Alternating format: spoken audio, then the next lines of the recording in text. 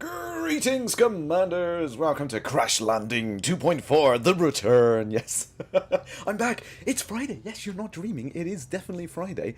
It's not some other strange day of the week, and I'm back to it. Yes. So lovely to see you. We're going to jump straight on into it. So the first thing I have to do, as with every normal Kerrash Landing, as you're all used to by now, I have to introduce my guest. It's the lovely Cmdr Zaranil. How you doing, buddy? Good, thank you, Crash. How are you? Not too bad. A little bit of the lurgy, but hey, it's going around, isn't it? So And as you can see, I've almost got a green screen. It's almost like I'm back to normal. It's getting there. It's getting there. I'm kind of a little bit more cramped than I'd usually be, but we do have chroma keying back in. It's almost like we're professional again. But how's it going? How's your week been? Yeah, good. Good. Good. And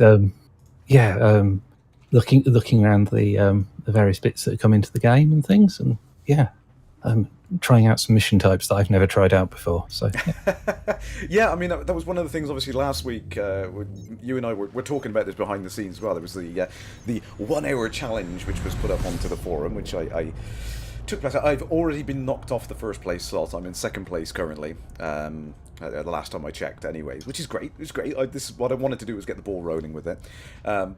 Some people in the chat have noticed that yes, I am sans face fuzz. Yes, I am no longer sporting the Ed Lewis. I would say it's because Mrs. K had finally had enough of it and attacked me with a razor in my sleep. But no, I was getting fed up of finding my breakfast on my face a couple of hours after. So. I'm not really a fan of beards. It was just a bit of silly. But yes, anyway, the 1 hour challenge, and obviously it's a topic which is close to your heart, isn't it? Because you say about you're very keen on that new player experience, that 0 to 60 hour sort of range of the game. And I mean, you mentioned there was a few things that you didn't realise when I went over last week's stream.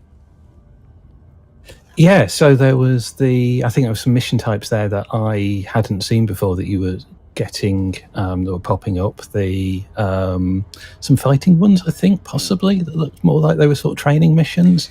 And yeah, I've never seen that whole that introductory mission thing, because my account's an original beta account, but I didn't start playing properly until November, and so that November of last year. So none of that was in there. So yeah, I've never seen that experience of those introductory missions, and yeah. I mean, absolutely. It was something I didn't realise was in there myself, and I mean, I knew there were a couple of things. I read the patch notes, obviously, but the whole experience, the flow for the new players is vastly improved. And it wasn't just combat missions as well. There was a whole range of them. I think when it started there were 3 basic ones. There was combat, exploration, trading. It was obviously the 3 pillars of Elite. Each one had a mission saying, if you go to this particular system, you'll get a contact will flash up and give you a new mission for that particular gameplay type, which is really nice to see that, because it kind of encourages people to think about, what do you want to do, what is your aim. Which I think is one of those things which a lot of people come into Elite and expect it to tell them what to do and where to go, and Elite has never been about that. Oh, my fighter is getting blown to pieces. I just looking at your combat and going, I need to find the nearest target. That one I do. Just trying to get the my NPC's rank up a little bit. Just having a quick play with that. As I was saying, just before we come online, I've done a little bit of a little bit of engineering on the Corvette. Managed to get about 330 meters per second. Some G5 dirty drives. It's too much fun.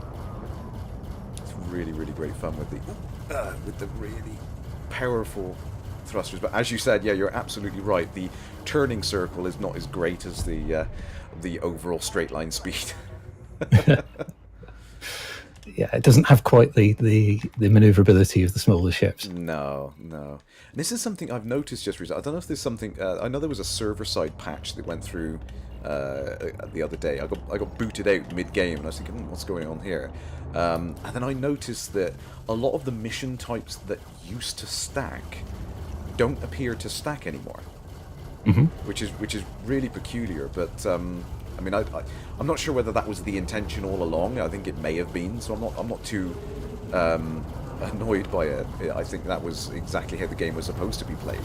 But it's kind of odd coming out and being used to, like, at the moment I got two combat missions for two enemy ships and 6 enemy ships, and they used to just be that you just did the 6 and that was it, done. Now it appears that I have to get 8. I have to get the full cumulative total of those mission types. Yeah, I think there was some patch notes a little while ago saying that's what they were trying to achieve. So. Yeah, and I think it was one of these things that had to be adjusted server side on there. Chris Viking has just said in the chat there, yeah, thank you. I believe it was missions issued by the same factions don't stack. And that's how I. Different factions still stacks. I think in a lot of ways that kind of makes sense. Yeah, it's like 2 different people are asking you to do the same job. They're not really going to care if someone else is asking you to do 5. They're going to want you to do 5 on top. It's like, well, I want you to do 5 of these things, so that's all I care about. Kind of makes sense. I think that's. It's nice to see these little improvements go in, but I think that plays into like we were saying, some of the early on stuff is not knowing these things that are changing, and then suddenly they're different, because. We weren't aware that a lot of these changes for the early game stuff had gone in, so not knowing those kind of makes it really, really difficult to teach other players, doesn't it?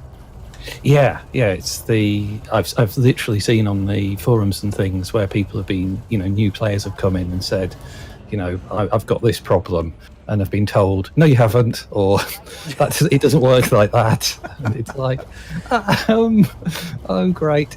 Yeah. It's because everybody's memories of the sort of early part of the game tend to be different, because they tend to be tied to the particular time that they were playing the early part of the game.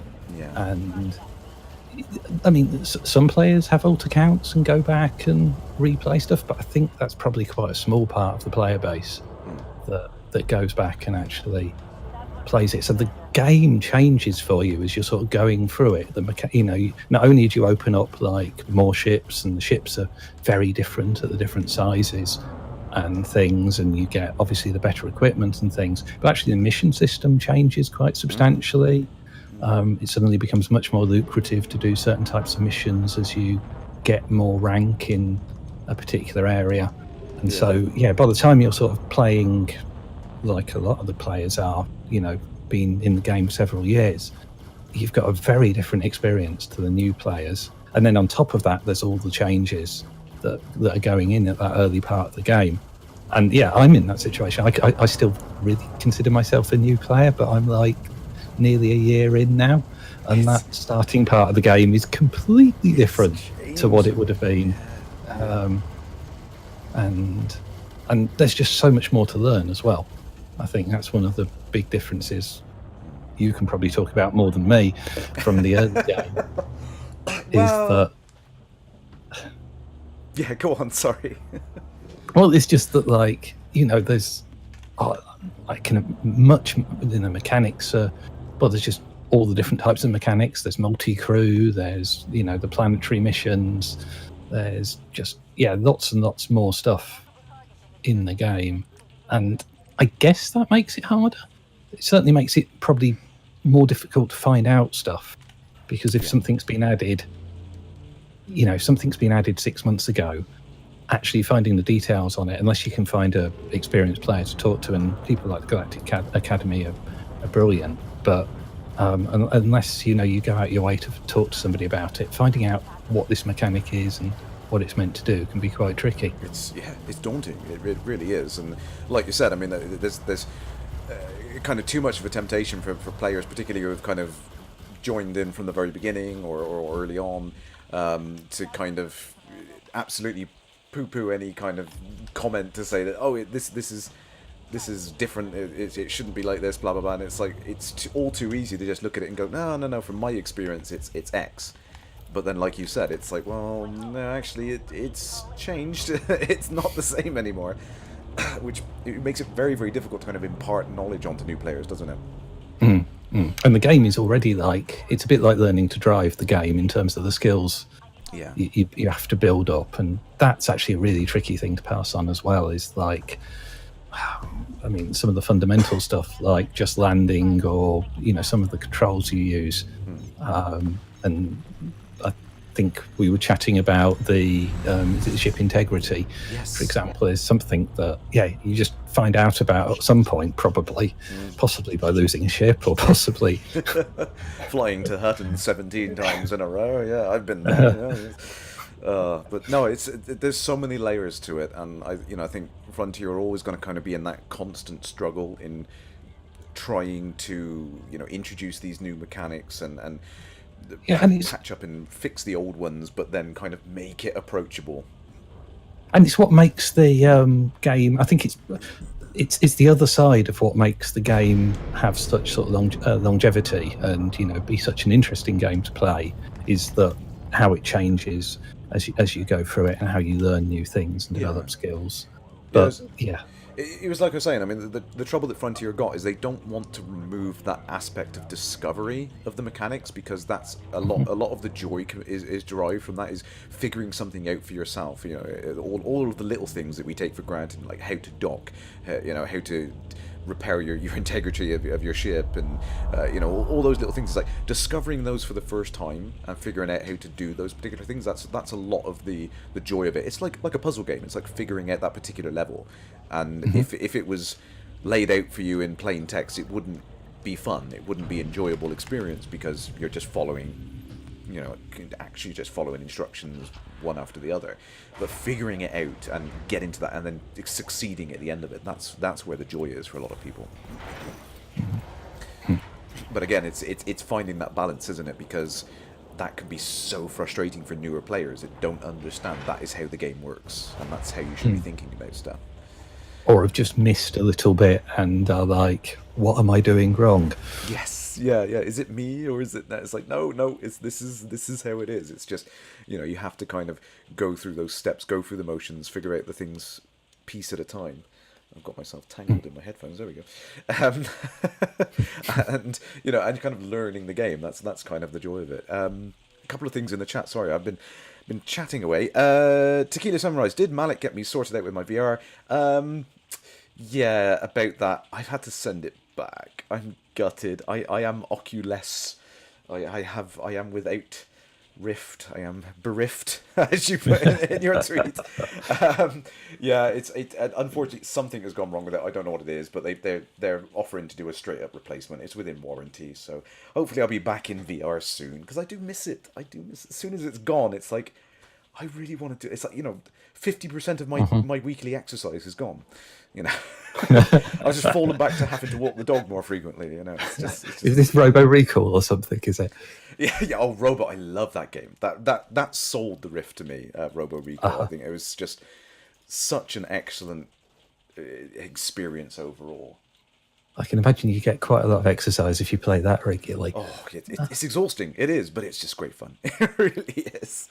Such a departure from other things that I usually play as well. So, what have we got in here? See, I haven't got very much rep in this system. Again, another small thing which a lot of people miss early on is that kind of like, I'm getting these missions with 6,000 credits to assassinate someone. It's like, that's terrible, that's awful. It's, why is that so bad? And it's like, well, because you've got really bad rep with this particular faction, so they're not going to give you the really good missions, but it's not immediately apparent unless you know what all these icons and indicators and things mean. And actually in that area, there's something that I only realised because I was playing with a friend who had just started the game, and like, if you're doing that, you basically see the same mission board if you're in the same instance, and so on, so you see the same type, virtually the same set of missions, but he was getting much less offered to him for a mission than I was. Yeah. And even though we were about the same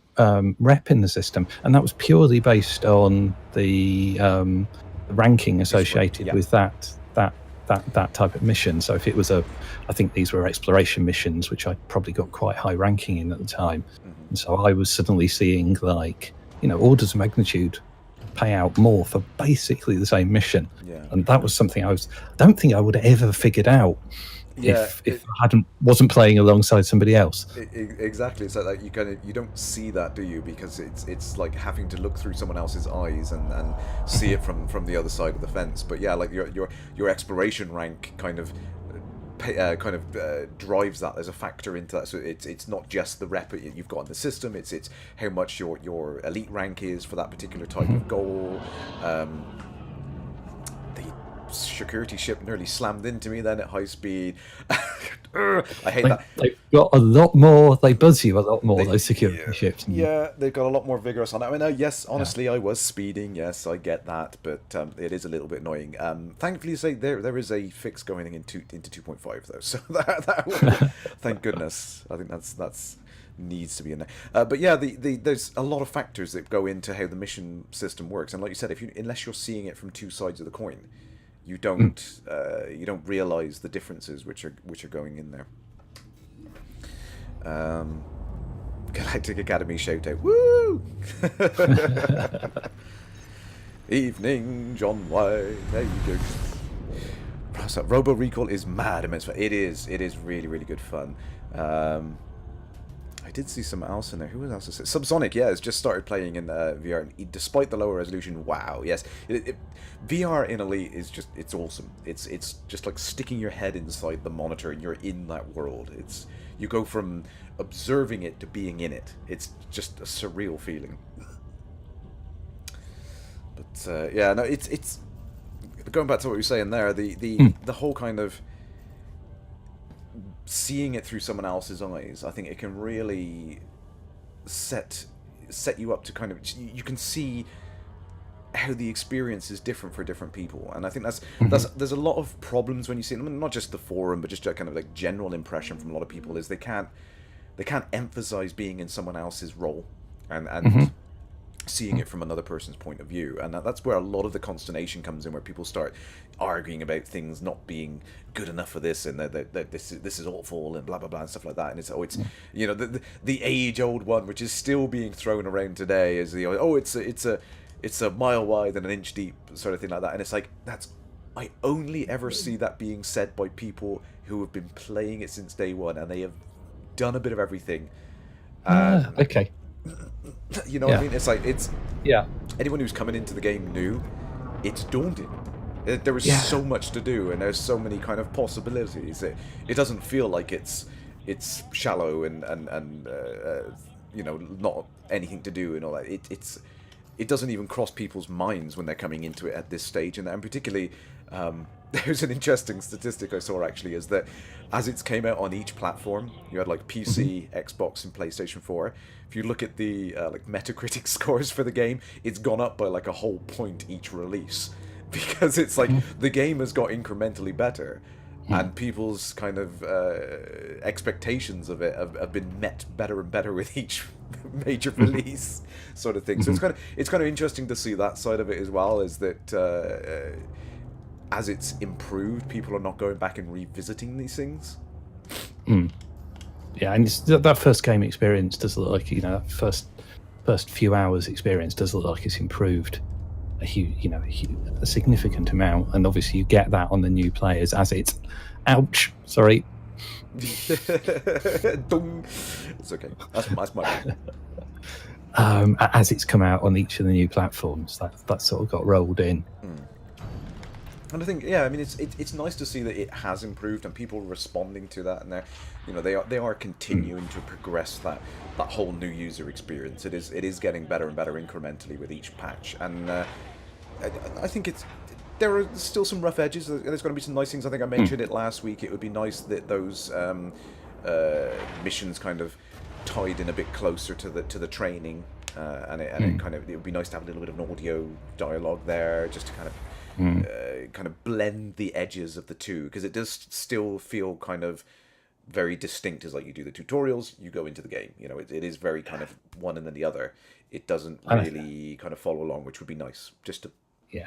And I think the combat tutorials could probably do with pacing out a little bit as well, because I think if sort of, I mean, different people come from lots of different backgrounds. So some people will be like having played sort of flight sims a lot and be used to the combat in flight sims. And the background I come from is like the last flight sim I played was basically Elite, the original.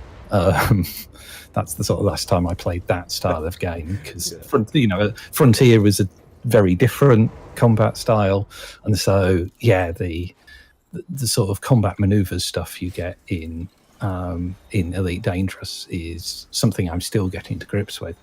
It's completely different, and it's changing with every patch as well. Because I mean, like with the all of the AX weapons coming in now, it's kind of having to change the way that people think about their loadouts. And there was an interesting thread going on the forum for the last couple of weeks, and people are talking about have the introduction of the aliens vastly detrimented the PvP side of the game, because a lot of players are going out there, they're getting involved with the aliens and having to refit their ships to have alien weapons on, which of course have a negative amount of damage that they perform to human ships compared to the alien ships. So there's that kind of disparity there. And I think that's by design. It's to kind of encourage people to use different loadouts, to not be kitting your ship out to be like the ultimate killing machine of all things, and it's completely indestructible in all respects, and can destroy everything equally.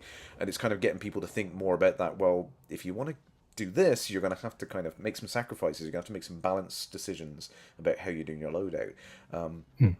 So I'm kind of on the fence. I mean, I think there's a lot of challenges with PvP in the game, and I don't think that's the biggest problem at the moment. I think there's a lot of other things that need to be figured out about how to make PvP something which is more, I think, enjoyable for both sides of the fence. The biggest problem with PvP for myself at the moment is the fact that there's not enough kind of potential for reward on the side of the victim. So if you're playing as a role like a trader or something along those lines, it's the risk involved in doing it, and is too high. I think you're risking everything you've done, millions of credits potentially, or exploration data, whatever you've got. You're risking all of that for the potential exciting interaction of being attacked by someone, and it being an unpredictable experience, which I hands down admit it's really it's great fun being in that situation, and it's like it really gets your heart racing. It's a completely different experience to having an NPC attack you, which is great. It's great, but I still think the risk is too high.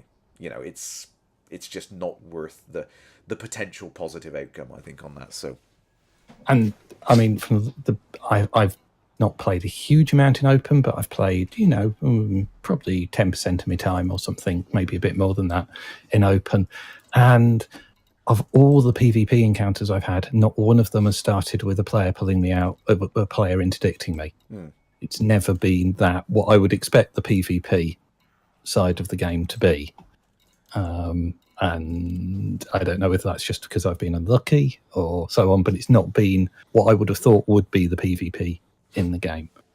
Yeah, it's unfortunate, because it's one of those things where Frontier kind of, they're damned if they do and they're damned if they don't. Is they can't possibly make the game interesting and approachable for all types of players and all types of play and stuff like that. There's no way they can possibly do it. They've spread it so wide that it's very difficult to make one thing stand out and be good enough to appeal to all of those people that like that particular thing. And that's where I see a lot of the complaints, where people talk about things and they say, oh, this is not good enough, the game's terrible, blah blah blah blah blah, because it doesn't do this one thing that they really like. It doesn't do it enough for them. It's somewhere in the 80 to 90%, doesn't quite get there.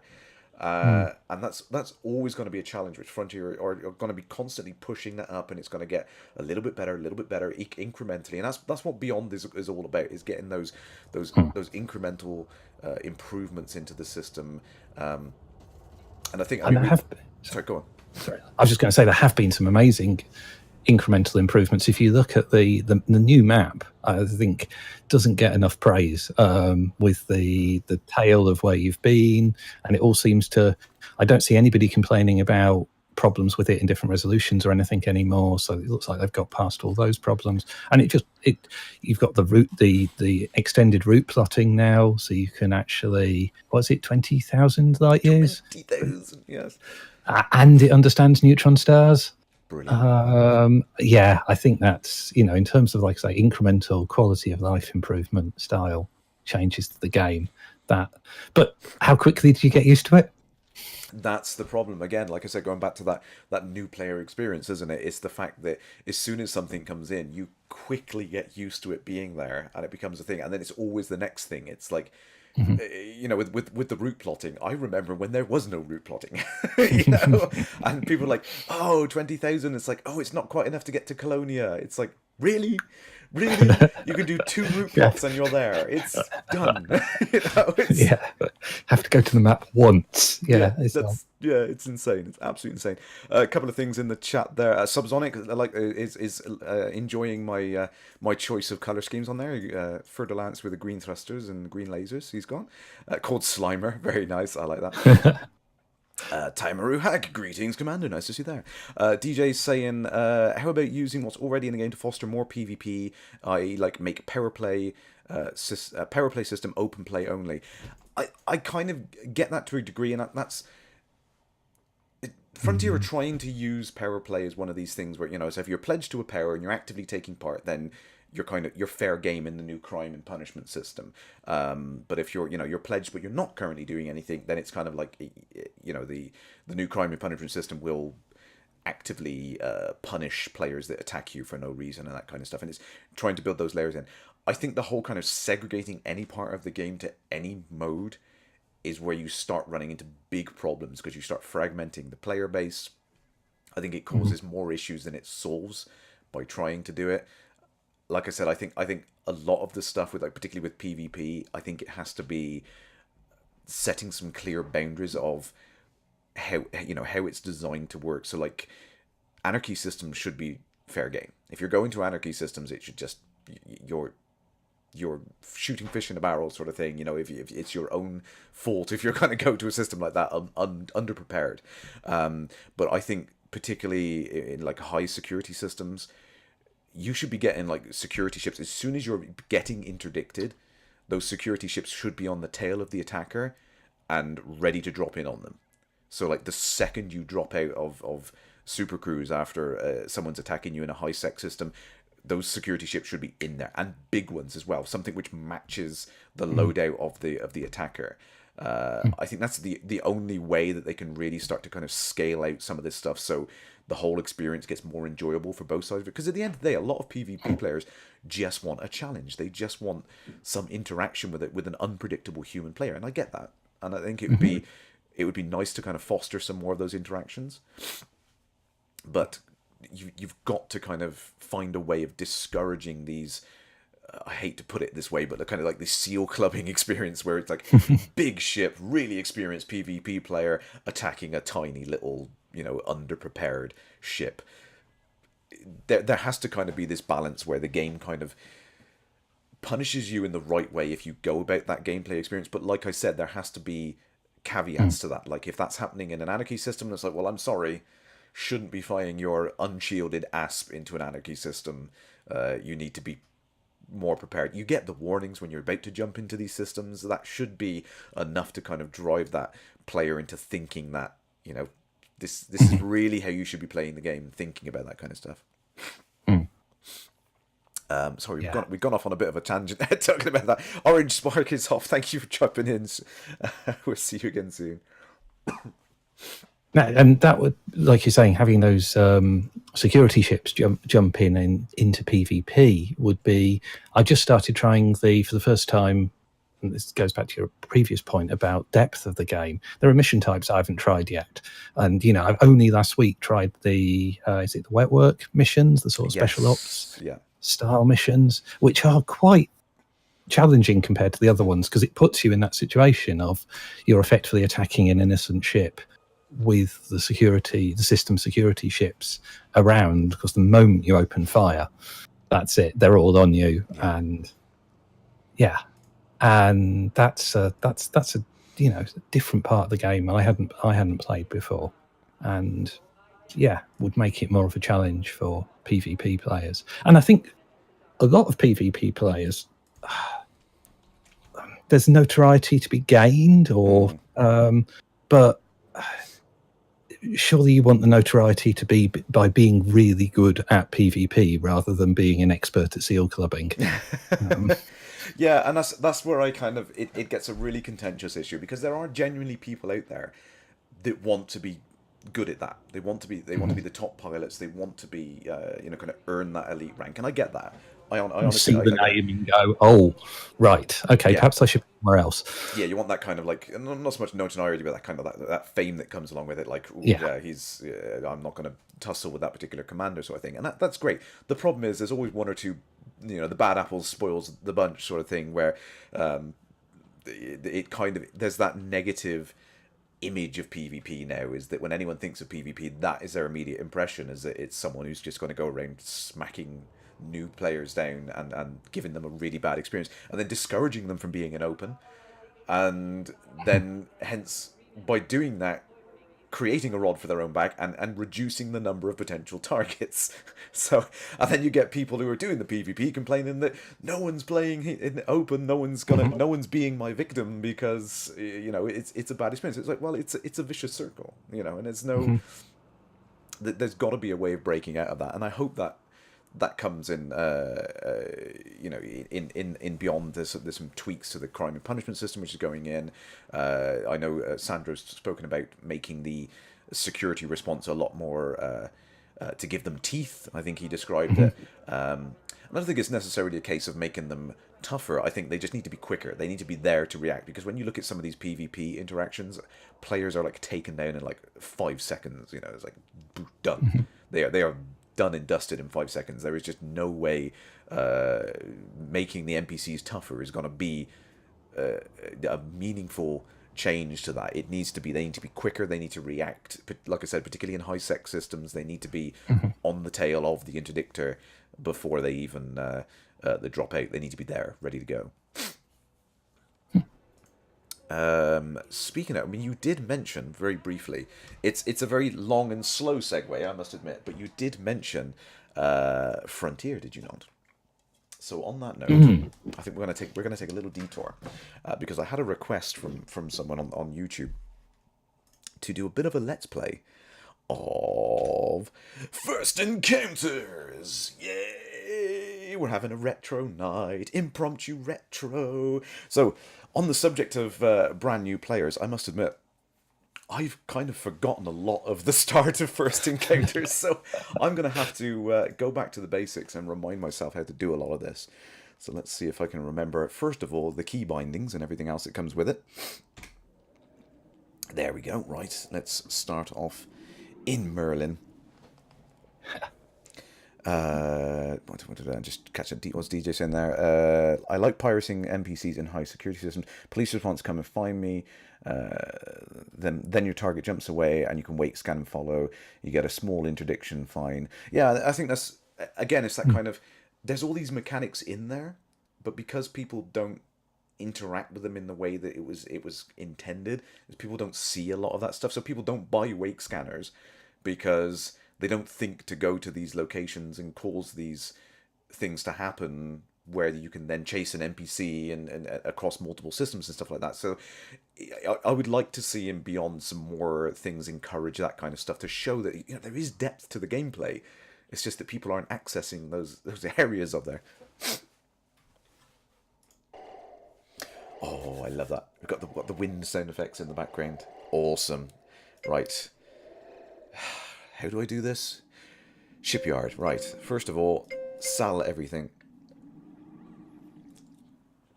Sell all the things. Do I sell my autopilot? I could sell my autopilot. Yeah, sell the autopilot. Why not? We're going naked.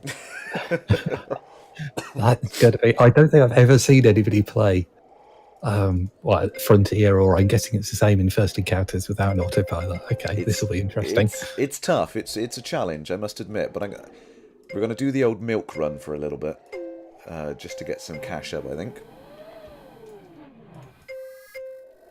There we go. Oh my goodness, I'm gonna have to get used. Oh, of course, yes, the F5 in this one, isn't it, to change the thing? Because you've got the two different scanner modes as well. You've got the navigation flight mode, and then you have the what's it called? Combat mode. Yeah, combat. Right, Barnard Star. I need to find the map. Oh, and the key bindings are completely different in this version as well. For like the zooming and things in the map. You still want the mouse wheel to work for the zooming, don't you? Yeah, that's the thing. It's like I go to an old game and I was like, you immediately. It's like, why is this not? Oh, of course there is no. Oh, damn it. All right, let's try and.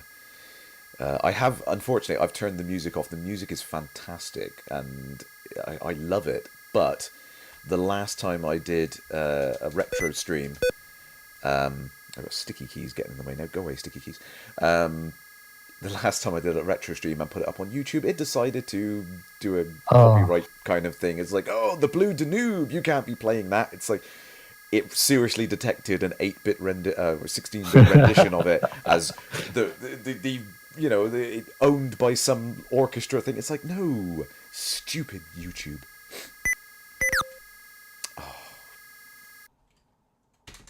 That's going to be annoying. That's the sticky keys are. Nope. Seriously, trolled by Windows now. I have turned all of this off. All of this should be disabled. Sticky keys, all of this stuff. There we go. Right. There we go. Stop beeping at me frantically now. I hate that. And I've lost my... I had to click back into the window, so I've lost my... There we go. It's going to take a little while, but we're going to get there.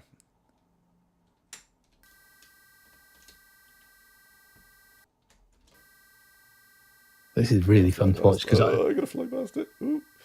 I'm good. I've never successfully got first encounters running, so this is I've owned the game, but I've never actually got it running properly. So yeah, that's. I mean, I'm using it at the moment. See if I can find it really quickly. Oh shoot.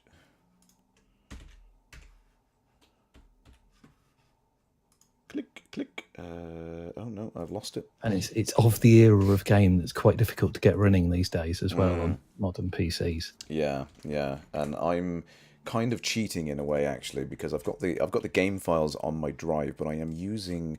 This is not the Andy J build. This is another build because there's a whole bunch of ones on it. You can probably Google this FFE Win 26. If you just Google that, I think you will probably come across the particular build I'm using. And it does away with a lot of the problems. It just uses the game data files, but it's kind of like an unofficial build of the engine. And it takes away a lot of the issues. I don't want to overshoot. I don't want to do a loop of shame. That would be really embarrassing. And I'm going to check the chat really quick on there. That's right. Yay, Retro Elite. Tequila Summer saying, I think improving CQC and adding larger ships and NPCs there would also help with PvP in the game. I would love to see some more improvements to CQC, but I don't feel it's the be all and end all answer for PvP because a lot of PvP players don't want that kind of experience. They want that kind of open world experience that you can only get from the main game, which I kind of get. But I would like to see some more of that CQC because the great thing about CQC is it offers a level playing field. I'd just like to see any improvements in CQC so I could get in and start learning it. Because it's at the moment it's half an hour of sitting at the menu screen. Yeah, it's so frustrating. I would love it to be more. Ooh. And I'm going to need a lot of practice at CQC before I'm any good at it. So it's that's something that's out of the game for me at the moment. It's certainly something I'd love to see get some love at some point. The trouble is, like I said, it's such a small aspect when you look at the grand scheme of things. When you look at everything they're trying to do with Elite and everything else, it's like like the HUD colors or something which people keep going back to, keep requesting and stuff like that. But it's one of those things where it's so much work for such a small thing that they can't justify spending the time on it, particularly like getting the whole team to do it. And it's people don't realize how much time and effort has to go into making these things happen. Anything that involves a GUI and changes to the interface is suddenly huge amounts of work, and you need UX specialists and everything. It does become the whole team, like you say. No! Oh! No! I never picked up extra fuel. I've done a mad dog. Oh, brilliant. Brilliant. That's it. Whoosh! Off I go, endlessly into space. Actually, what's going on here, actually? Oh, excellent. See, this is what I love about this game. We've boom! I smashed into the corona of Barnard's star. In true Dockers style. There we go. So that was one of the awesome things. Of course, Newtonian physics. I've run out of fuel. The engine stopped working, and I just basically got kept your sucked velocity. in. The gravity well of the sun just sucked me in, which was awesome. Love that. I will try that again in a second. Quick check in the chat whilst I'm licking my wounds on there. Is it possible to cheat and play through the Thargoid missions? Damn it. I do have some old cheats somewhere which will kind of allow you to change your stats and everything like that, but I don't have it available to me. I'm completely unprepared for this, I must admit. I'm sorry. But yeah, it is something I want to do. The Biscuit Crew is in the house. Greetings, commanders. DJ Targent saying, I'm a content consumer in Elite Dangerous. I consume content faster than FTF can produce it, so I take breaks from the game. Still love it, though. And I think this is one of the things that a lot of people don't appreciate when they look at Elite. It's the same with any game, really. There is no way that a development team could keep up with the rate at which players can consume the content. It's not possible. It really isn't. Well, some players, I think, because my to-do list, and admittedly, like most people have got several year head start on me, my to-do list in Elite Dangerous is beginning to look worrying of like the number of things that I want to go and investigate and look at, and it's like, okay, that, and I need to learn how to do that, and so it's not a bad game for adding content in, but if people who've been playing since the beginning, particularly if you're playing it a lot, you're never going to be able to keep up from a development team point of view. Not with a style of gameplay that's fun. No.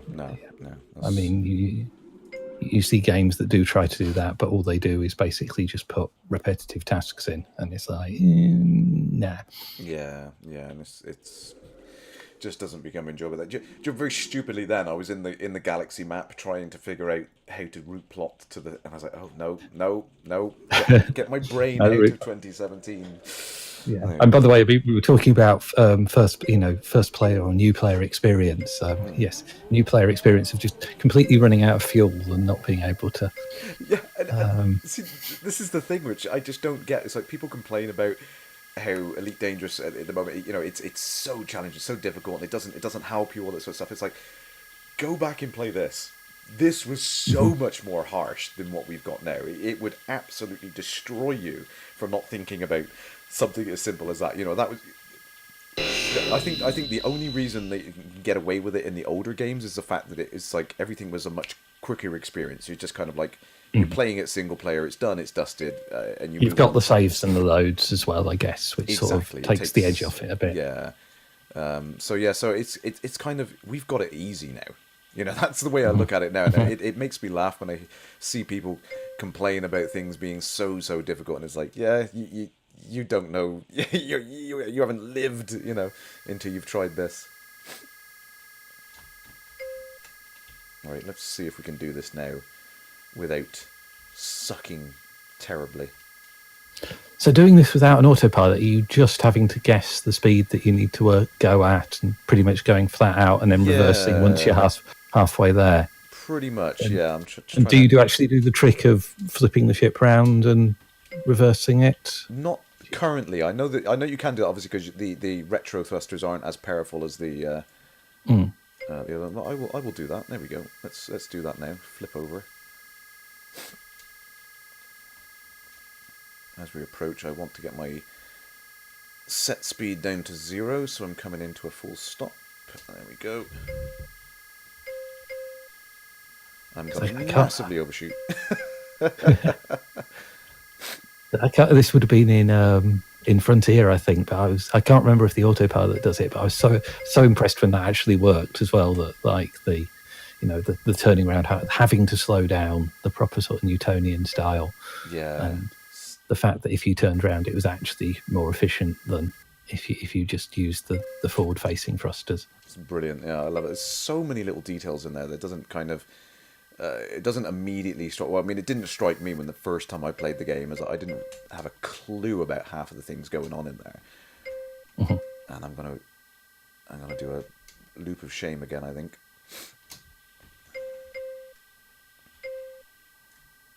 Let me try and turn around. There we go.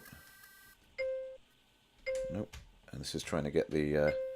Trying to neutralize the speed. Obviously, I've got the relative velocity of the planet as well. It's trying to match my speed with the planet because it's obviously orbiting.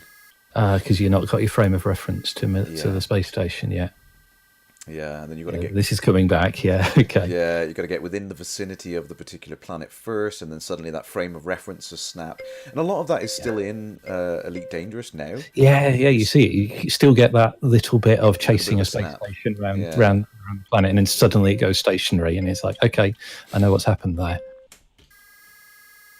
But again, it's that kind of that new player experience. It's like a lot of people look at that and they're like, what the heck is going on? You know, what is that kind of... Yeah, well, I mean, it's interesting talking to friends who have no background in the previous Elite games and then playing Elite Dangerous and how the expectations are different.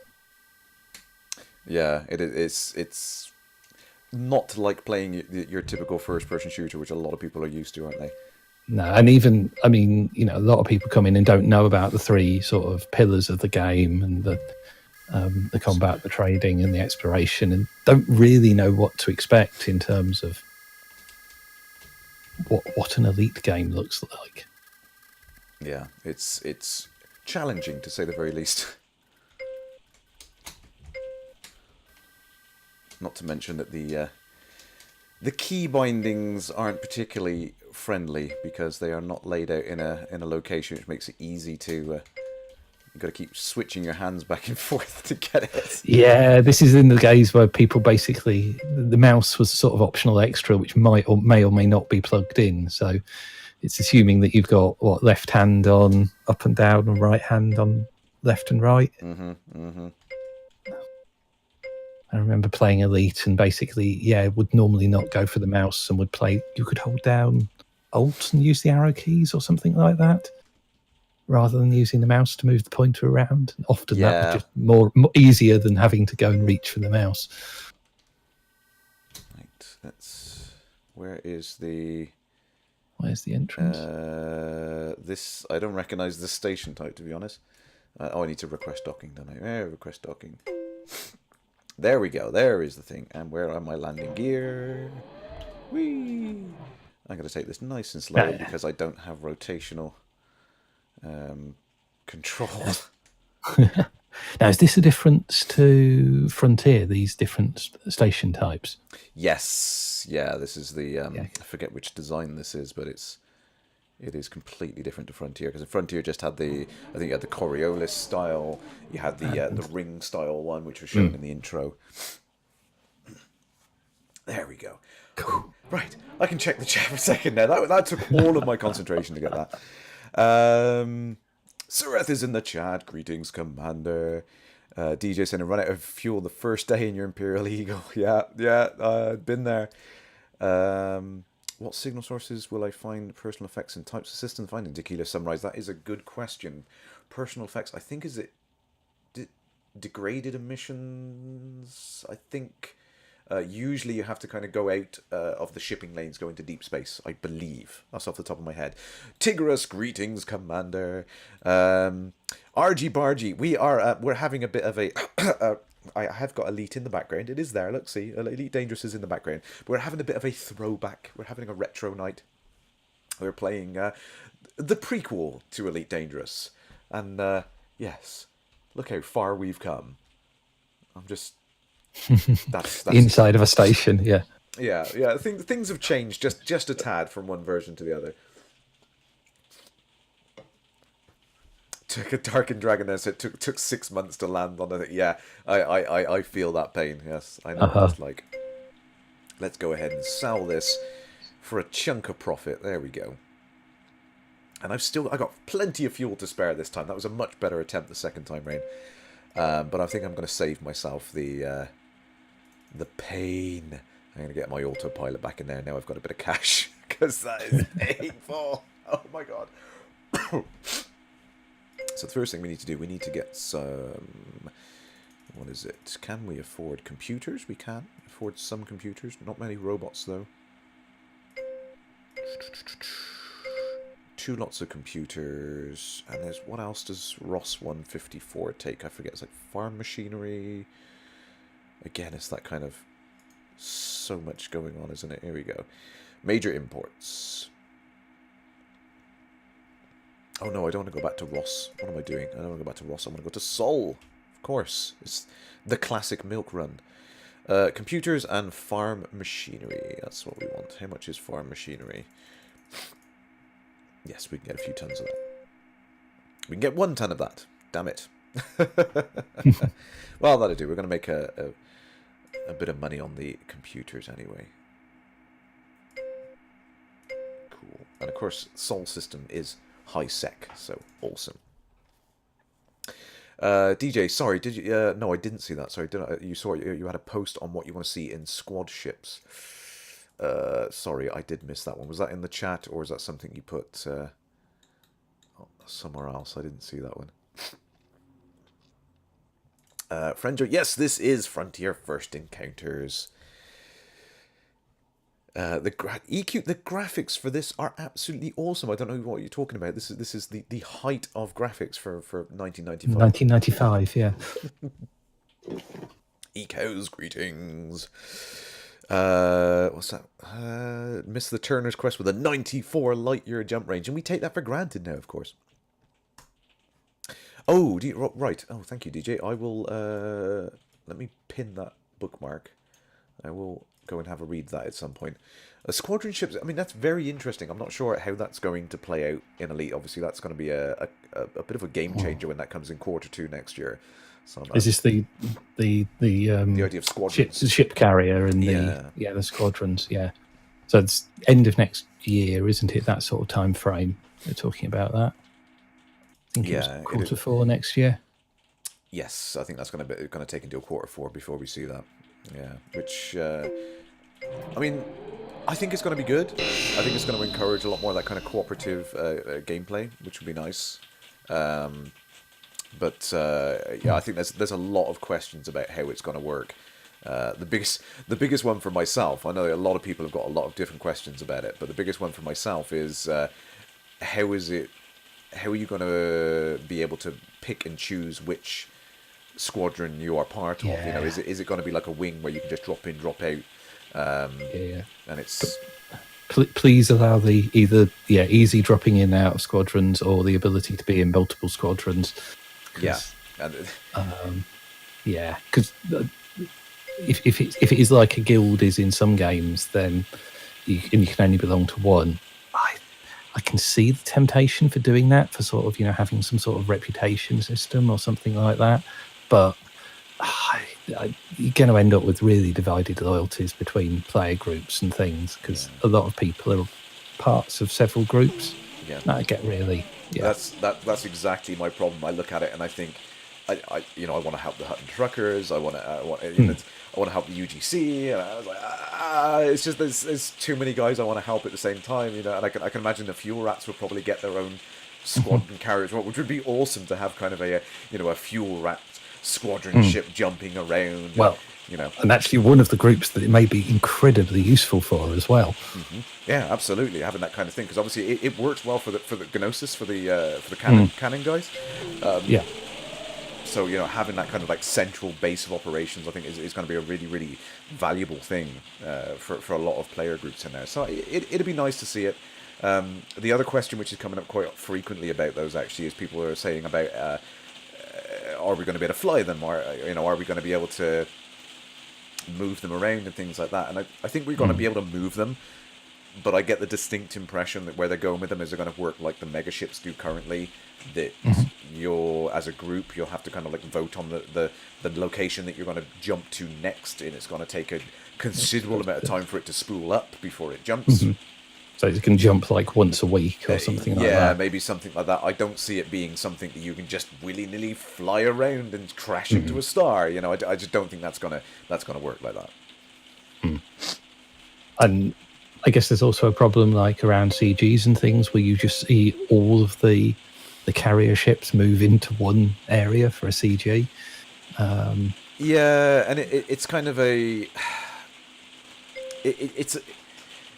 it's 6 of one and half dozen the other, isn't it? Because it's like, in one way, that would be really cool to see that kind of like a focus point for players, and to get lots of people in doing it. In another way, you know it's going to be abused. You know that people are going to use that to just completely destroy people trying to do a CG, or, you know, get in the way of it.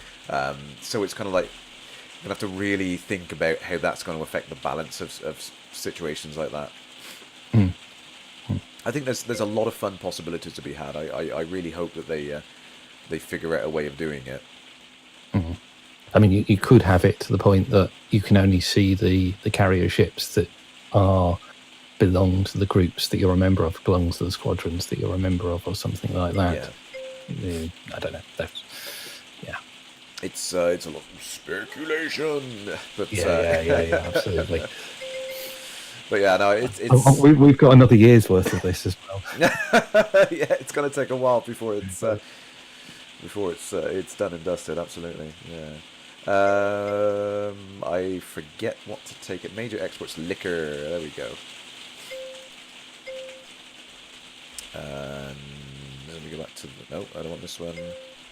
Barnard Star. Barnard Star, there we go. And oh, they do take it. Right, good. Right, how much is? Oh my goodness, that's some expensive liquor. I think we can get a couple of tons of that. And I can't afford anything else. Damn it. Oh, the early game experience. It's tough.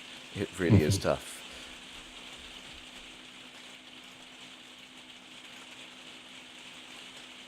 Yes, they.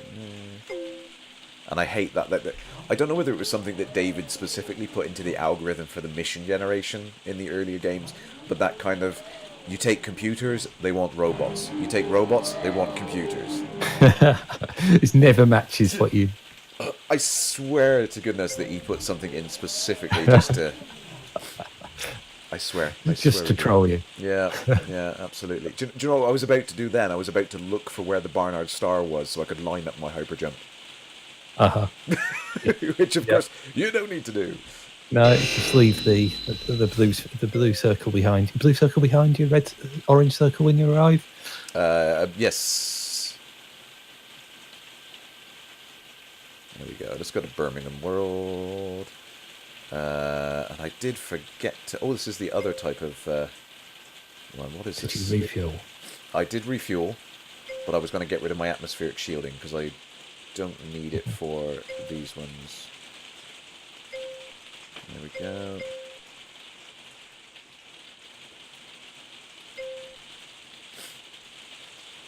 Why is that? There you go, autopilot. This is where I get attacked now, and I have to frantically remember the key bindings to go to combat mode. Stephen Escher, greetings, Snow Imp, hugs, massive hugs. Have I found the Thargoids yet? Not by a long shot, no. I'm probably going to have to remember the cheats to jump to that part.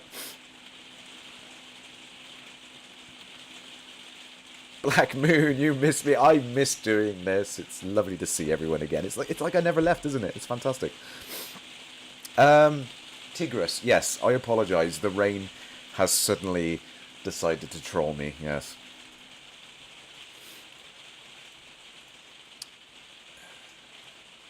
It's no DJ. No, it's not. It's not the computer fan. It's the rain on the roof, I'm afraid.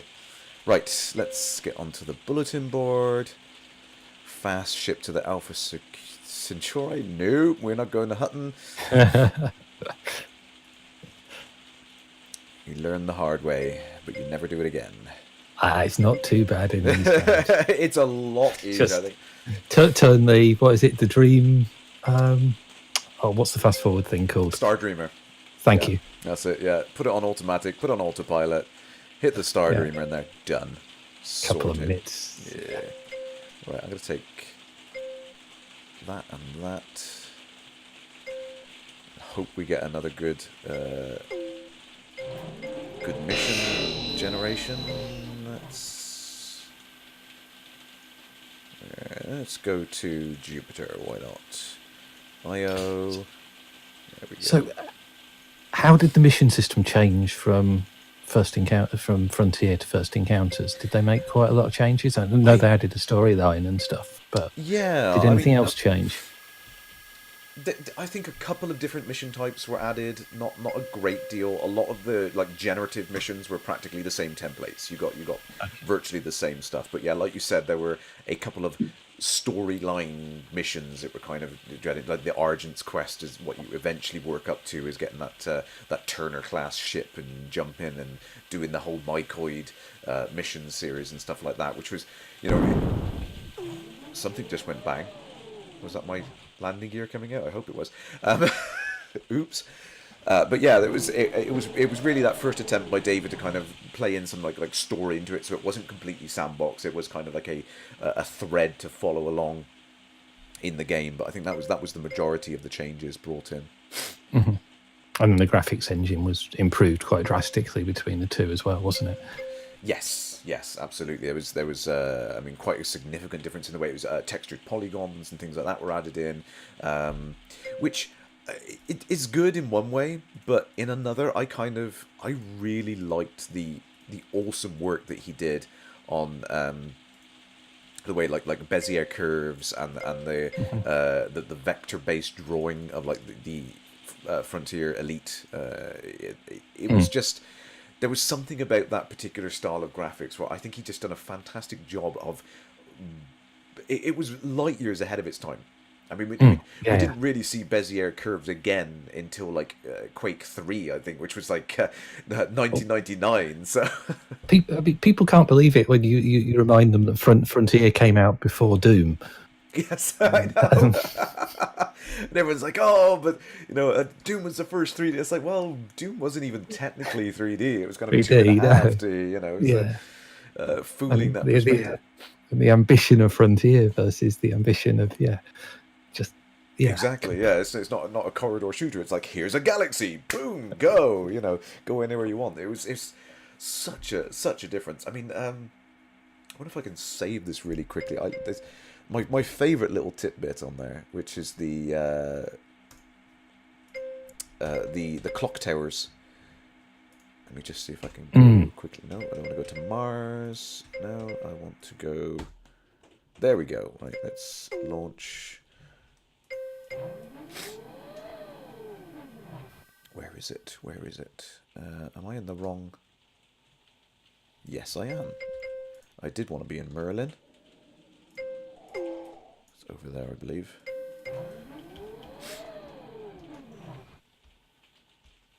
Is it that dome or that dome? I forget. I'm going to head over to these domes. But yeah, but the lovely little bits of detail in here, most of the things were copied over from Frontier Elite, obviously, and Frontier Elite had no texture content in it at all. I think maybe the PC version just started to have, when it got ported over, I think it was some of that texture stuff was starting to come in, because obviously the PC had the power to do texturing, whereas the Amiga, the Atari and that kind of thing, they didn't really have the extra oomph there to do that. But yeah, I just love the fact that there's so much little bits of hidden detail which aren't even actually texture-based detail. They're just like vector detail. I'm going to go ahead and try and land right next to the clock tower in the graveyard. Come on. Come on. Here we go. Slow down. 35 kilometers an hour. And oh yes, I forgot there's a bug in this particular engine build where the clock time doesn't actually match up because it's going on like system clock time, which of course is emulated, and my PC is running it like gigahertz. So it's just wow. It's like zipping around. You got the little, I got the little gravestones there. You got the little houses in the background, all the little details, and I just love the fact there's all this stuff in here, and it's like people didn't even see it. They didn't even go to these places and look at these things. It was just background stuff, but the fact that it was there was awesome. I don't know if it was in Frontier, but I never saw the graveyard. I never saw. Yeah. Let me try and get a little bit closer. It might when I get close to it. Yeah, you can see that like the near clipping plane is starting to come in. It's like you're not supposed to get this close to this. You know, it's like what are you doing? But lovely little bits of detail, and there were some things. I mean, there's a classic one which is like on the back of the, I think it's on the Cobra Mark III. There's kind of like a radiation warning with like some text on it with like you know, like radiation hazard or something like that. It's completely unreadable in engine. You cannot even read the damn text, but it's there. It's all being rendered. Am I going to land without going bang? 8 meters off the ground. See if I land without it going pop. You like the crew system in first encounters? Yeah, DJ liked that speed dock on that. Yeah, that was pretty good, wasn't it? Auto dock for the win. The crew system in first encounters. See, I find it a pain in the backside, I must admit. I mean, Frontier and first encounters, just the way that crew worked in this game used to bug me something rotten. Because you had to hunt round to find them, and it was just sort of random whether they were in the mission system or something, wasn't it? Yeah, you just had that kind of like help wanted, and you just hope and some pray. Of the ships would need like 12 crew or something like that. I can't remember. Probably not as many. Yeah. I don't know if it was as many as 12, but certainly seemed like a number. Yeah. Yeah, you remember well. The Panther Clipper was 12 crew. I think it was 11 plus yourself. And you would always you'd rush to that. You'd try and get the Panther Clipper, and then you'd sit there on the landing pad and like, oh, I can't take off. I don't have crew. So yeah, I know. Snow, miss these conversations. Don't put yourself down. You know what we're talking about. We're just waffling. Oh, excuse me. 3D Monster Maze. Was that the first 3D one? There was a lot of old 3D games back then. I sound different. I sound different probably because I've got man flu at the moment, so that's not helping the situation. Stephen Usher, how'd you get into that dome without smashing it? Quite simple, my friend, because the physics weren't calculated for it. That's the only reason I'm there. Yeah, it's one of those kind of like unwritten things. But let's just pretend it's just a force field. Let's just pretend that. But I love the little thing. You know, there's a shopping like region over here. There's like an industrial area. There's all these little things, and of course they're all generated on the fly, which is absolutely fantastic. Let's try and get down next to one of these little buildings. I love these little details. Got little roads, little residential. This is the thing that Frontier can do that Elite Dangerous still can't do. Yeah, that is the strange thing, isn't it? When you look back at that, and you think, "Oh, I want that." But of course, the problem is the level of expectation has increased. Yeah, absolutely. I mean, you need the level of graphics details, especially like with these games trying to do, you know, real cities like London and things. I mean, if you try to do that these days, that's a huge undertaking. It is. Sorry, Arathon said as I entered the dome, didn't you hear the immersion breaking? Yes. Smash straight through. Plus the fact that I'm pad blocking, and I'm not getting an authority response on there. The police aren't coming to arrest me. For having just gone and parked your ship next to a church. Yeah, on a graveyard. Yeah, just gonna plonk my eagle down there. Yeah, yes, silly. But no, yeah, as I said, that kind of, as graphics has improved so dramatically over the last 10 years. Oh crikey, 20 years since this. 22 years since this game came out. Oh, it makes you feel old, doesn't it? But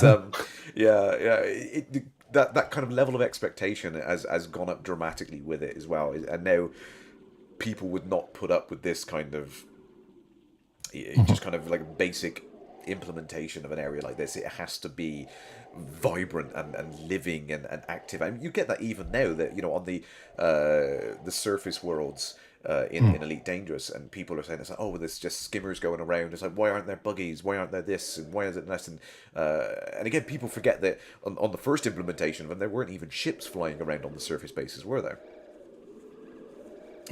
And that's kind of incrementally changed in a couple of patch versions, and we're starting to see more life on it. And I think that's something they're gonna slowly. But I would love to see little buggies just driving around willy nilly, even if it's just like security, system authority SRVs, just kind of just strolling around, going around the bases, kind of checking the perimeters, stuff like that. Well, you could imagine you could put. I mean, you've got the sort of fine detail on the space stations of the sort of the trucks going round and things. It's like you could easily have. Well, easily you could have that on the bases as well. I wouldn't say it's easy. It's probably an awful lot of work to implement, but yeah. Well, that's the thing, is that kind of it's hard to explain in a lot of ways, like how much has to go into doing it, because obviously with the little vehicles going around inside the space station, they can just be all fixed on a single thing, and they're just rotating at a constant velocity. That's all they do. They're just fixed on a ring, and they're just rotating. They're just doing their business. They just go around the loop. No AI. There's no control logic or anything like that in there. There's no. But if it's trucks at a base, then they've got to go between buildings or use the roads or something like that. They've got to navigate the terrain. They've got to avoid rocks if there's any rocks generating in there. And it's so many unknowns as well, because it's no longer just a constant fixed static ring which doesn't change. It's a procedurally generated surface with potentially multiple obstacles, multiple things they have to interact with and stuff like that. It suddenly becomes a huge problem. It's not that it can't be done. It's literally that it would be hundreds of people hours of effort and work to get that in there, to have what is effectively a cool background effect. It's a cosmetic effect. It probably doesn't even have any gameplay. Exactly, and that's the thing, that Frontier are always getting the flack for things like that. But it's like, I think they are making the absolute right choices. They are focusing on the things which are not just visual, but they have some kind of gameplay effect, and that's apparent in, like, when you look at like Planet Coaster as well, with some of the things that they announced that they were going to be doing in the next update. Picnic benches. Sorry, picnic benches. Yeah, exactly. It's like they weren't just added in as like, oh, here's a nice little scenery thing. It's like, right, they've got a whole set of mechanics around them that people want to go to them, and it's gonna like make the park more enjoyable for people who are looking for snacks and things like that. And there's all kind of like, there's the gameplay mechanics, there's the management of, there's the where you locate them and all that kind of stuff. It's, Frontier are always trying to be very efficient with what they choose to build on next in the game. They don't just add things willy-nilly. They try to make sure that it covers as many bases as possible. Yeah, and if you look at what's already there with the ground bases in Elite Dangerous, the variety is actually quite huge, and you don't see, certainly I don't see that much repetition. Each base does look fairly unique. It's not. It's got its own unique parts, and particularly if you do like the base assault missions and things like that, you suddenly start really looking at the base from a sort of tactical point of view and going, how the hell do I get there without getting blown to pieces? And there's some work gone into designing them, and it's like, oh, this is a low gravity planet, that means I can do this, or Yeah, it gets it suddenly you start to see the scale and the depth of the problem. That it's there's so much to be done. I mean, even on just like the worlds without atmospheres that we have now, there is so many layers of things that can be built on and can be improved, and it would be lovely to see all these things like that. And then when people start talking about wanting atmospheric planets and wanting to walk around in FPS style as well, it's like that's a whole tier above where we are now. There is so much more like groundwork that needs to be laid out to make that a meaningful thing. Because otherwise, people will get that, they'll get bored of it within a couple of months, and then immediately start complaining that everything's shallow again. Yeah, and I mean, walking around in these sorts of space games has not got a good hit track record either. X Rebirth, Eve.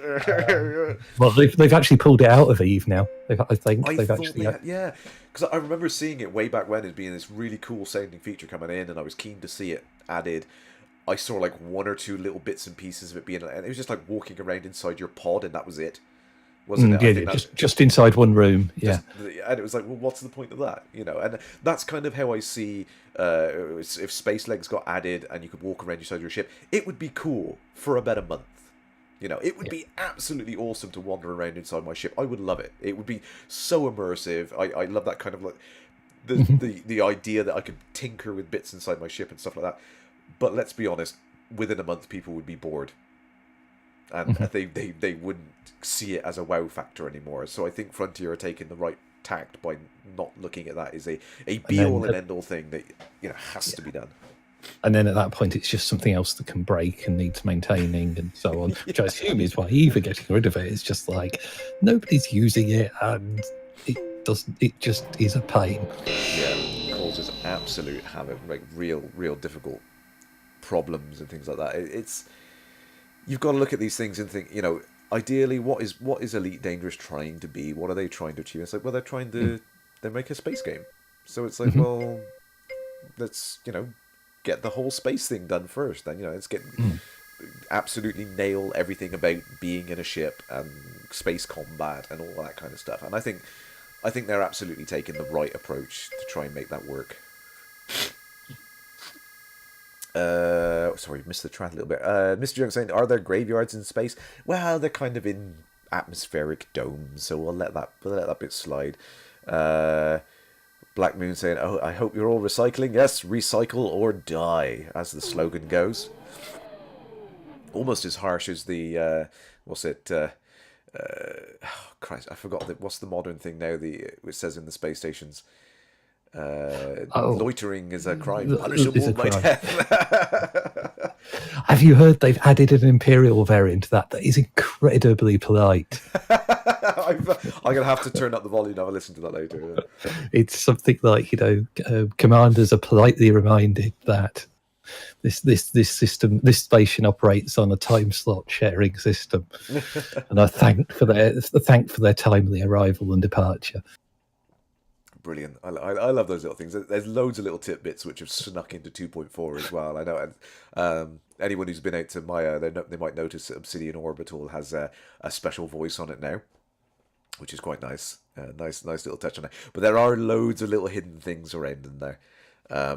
I got very close to having an audio cameo, but unfortunately, as people know, I've had a bit of a crappy year, so I wasn't able to get to FDev HQ to record it. But that would have been nice. It would have been nice.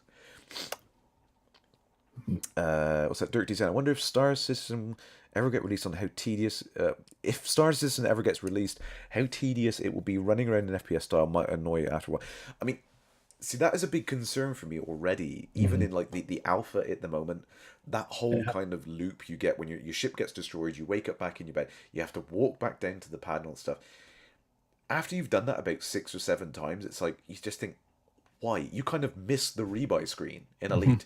As cool as it is for that first time, it just gets tedious. And this is kind of my worry with it, is that you have that kind of experience, like running into someone else's ship, sitting in a cockpit, in a co-pilot seat next to himself. I was like, yeah, this is really cool, and I can see you, and I can look over. It's like, yeah, that's awesome. After you've had to kind of run up through the ship and up the lift and all the way to the room and open up 2 doors and get there, after you've done that a few times, it just feels tedious. It really does get frustrating. I mean, there were lots of problems, but it's one of the problems with X Rebirth was that the first version of that, there was no menu-based way of doing trading. You had to get out of the ship, go into the FPS mode, walk through the corridors, find the person to trade with, and so on. And one of the things they changed in patching it afterwards was just to add direct access to the trading via the menu system, so you didn't have to do that. Yeah. So yeah, you can exactly imagine that being a problem. So this is the thing, people always they're crying out, they're saying they want this like this realism, this immersion, they want it to be like be like completely realistic and all stuff. It's like, no, you really don't, because if you got that, you would absolutely hate the fact that everything is so tedious and boring, just like real life. We play games because they're a fun escape and they're quick and you can jump into them. That's why we play games. As soon as you start going down that trail of making everything as realistic as possible, it gets so tedious and boring that nobody wants to do it anymore. You know what I mean? It's like, yeah, there comes a. I mean, it's lovely to have all these things in it, and it's a fantastic kind of experience when you have something which reacts in a realistic, believable way. But you have to kind of draw that line. You get to that point where it's like, yeah, well, maybe managing every kind of the infinite minutia down to the the oxygen inside your ship and making sure you've got enough so that you don't suffocate and things like that. How boring would that be? And I think the sort of what they've done in with Elite Dangerous is the Hollow Me and the multi-crew stuff. That's really quite a nice compromise in terms of a halfway house. Yeah. Between having that a bit more immersion, but not going to something that's going to be, like you say, really tedious. And that's the thing that people they don't see it because they think that's what they want.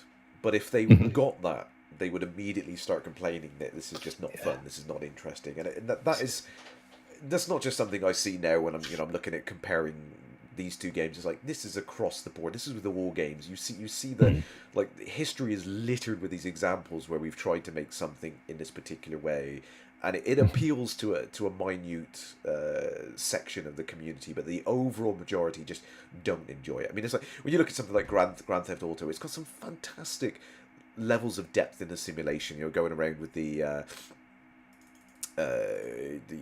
like driving your car, like you can shoot out individual tires, you can smash the glass windows and all that kind of like minute details. You look at the dashboard, they all moves, all of the little interactions and all like that. But it's like they kind of stopped at the point where you'd have to get gas for your car because that would get so bloody frustrating. As if you're in the middle of playing it, it's like you're running out of gas, and it's like it's knowing when to stop. I think is a difficult games design challenge.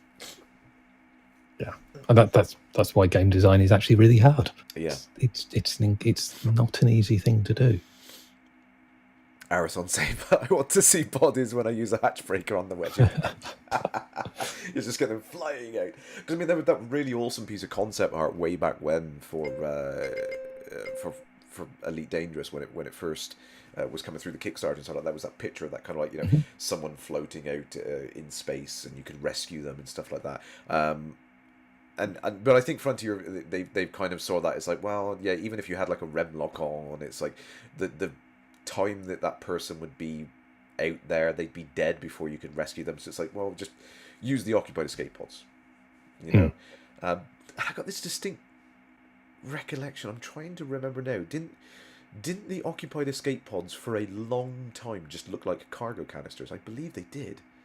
I'm pretty sure they just had the same cargo canister module, and then I think it was like 2.1 or something like that. They got upgraded to these proper looking escape pods. I'm pretty sure they did. But again, it's one of those. I've actually never noticed that they look different to cargo canisters. They're kind of like these almost like coffin with a window sort of thing. They got that kind of appearance to them. But yeah, again, it's there's these slow incremental improvements, and kind of Frontier look at that. It's like, well, yeah, it would be cool to have something like that and see little people flying around. Yeah, it would be, but ultimately, not really worth the time and the effort for doing that kind of thing. Because I remember there was something that was suggested way back when, which would be really cool, was be having like service crews outside of the edge of the space stations, kind of welding the panels and stuff like that. And Yes, it would be cool. Yes, Frontier could do it. They've got the models for the characters, so there's nothing stopping them from doing that, this kind of stuff. But then you start running into all the problems. It's like, well, what if a player was to ram into the station at that particular point? Then should they get flattened? Should you get a murder bounty on your head? All of these questions start coming out of it, and sometimes it's easier to just say, let's just not do it. And if they've got to move around, then you get into all the problems we were discussing with the trucks navigation earlier. And Yeah. I was going to say, do you think then Frontier will always draw the line at vehicles that never descend to the player is lowest form of mobility? That is a very good question. Because obviously, that's what we have at the moment. We have the SRV. We can get out and we can move around. There's a lot. And the SRV isn't much bigger than you. I think people forget how small the SRV is. Yeah, and I see a lot. Like when you look at like the Elite RPG, the ED RPG, which is now available. There's those kind of like concept pictures of like the SRV cockpit bubble on a submersible shell on the back of it, sort of thing. So you could see that kind of like being in that little bubble, in that little cockpit seat, and being able to switch to different maneuver things. I mean, I'd like to see something like a skimmer style surface vehicle. It could, maybe tops out at 100 meters above the surface, but you could zip across a lot quicker than you could with an SRV, and that would be really cool. It would be. And there's a lot of advantages of having something where you've got a permanent fixed HUD and a kind of a cockpit around you, because it works better for VR. It gives you those nice point of references, so you don't get the motion sickness quite severely. A lot of good reasons why it would be a beneficial thing, I think, to keep it in cockpit style. I think Frontier will eventually get down to that level. Arathon saying SRV is the size of a Land Rover. Yeah, it's bigger than you think. I think when you start looking at the comparison things. Is it okay? I'm obviously wrong. Then it's deceiving. It's deceiving. I mean, when you're in VR, you really do get a sense of scale of it. Yeah, compared to a Cobra, it's tiny. Yes, it's tiny. Absolutely. Yeah, but it's deceptively large. Like you look at those tires either side at the front in VR, and they've got to be maybe half a meter diameter on them. They are huge, absolutely massive.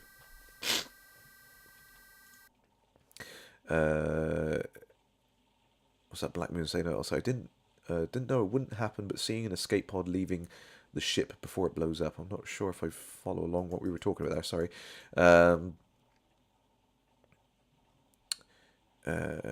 Stephen, I was just saying, but there are no bananas in the stations for scale. Yes, we've got no point of reference. It's no good. We need bananas as a commodity.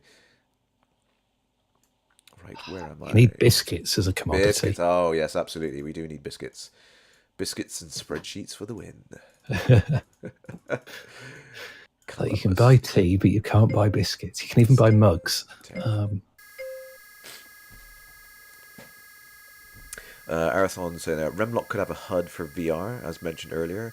Lone Echo is a game. Yes, I've got not Lone Echo, but I've got Echo Arena, the kind of the free play multiplayer mode for that game. And I'm surprised at how well that works. I don't know what it is. Have you seen that one? How does it get past the motion problem?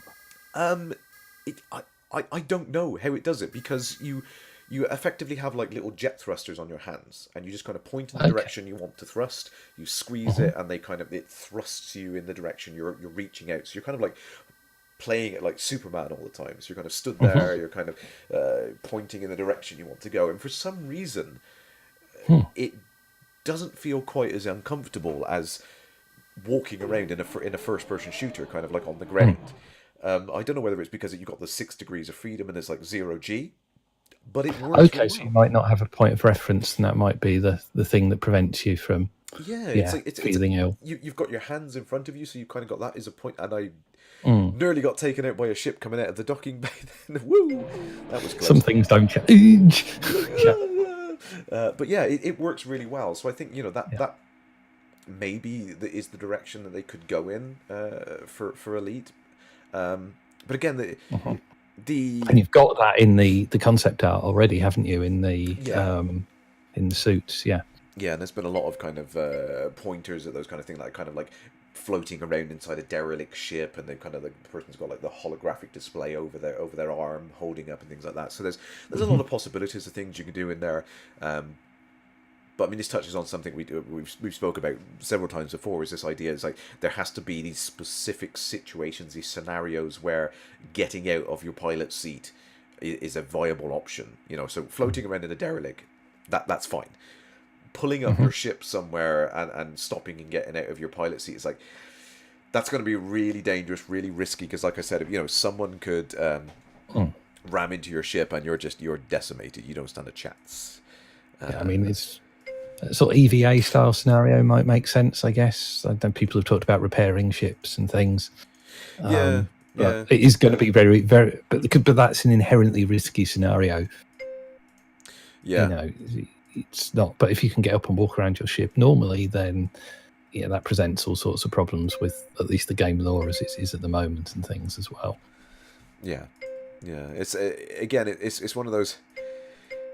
It's like you don't want to say no to it, but it's like there really has to be a need, and it has to fit some end goal, and it has to kind of tie into all of the other mechanics. If it's one of these things which is just kind of like a wow factor, we can tick a box and we can say yes, we can do this, and we have feature parity with GTA, and it does. We can do everything you can do in that. It's like, yeah, but why? Why are you trying to do that? Why are you not, trying to stand on your own 2 feet and say, hey, we are trying to make an awesome space game. We're making, spaceships and that kind of scale of things. Because I go back to my analogy I used a couple of weeks ago. It's like, I don't expect to be able to get out of my car in Forza and go over and talk to the pit crew in first person and stuff like that. It's like, you don't expect to do that in those games. And if they'd added it into the game, you would be, what on earth are you doing? Yeah, it's like, why have you got this level of stuff in here rather than just adding in a whole bunch of new cool cars that I want to see? Because I'm playing a car game, I want to see cool cars, And I think Frontier are getting that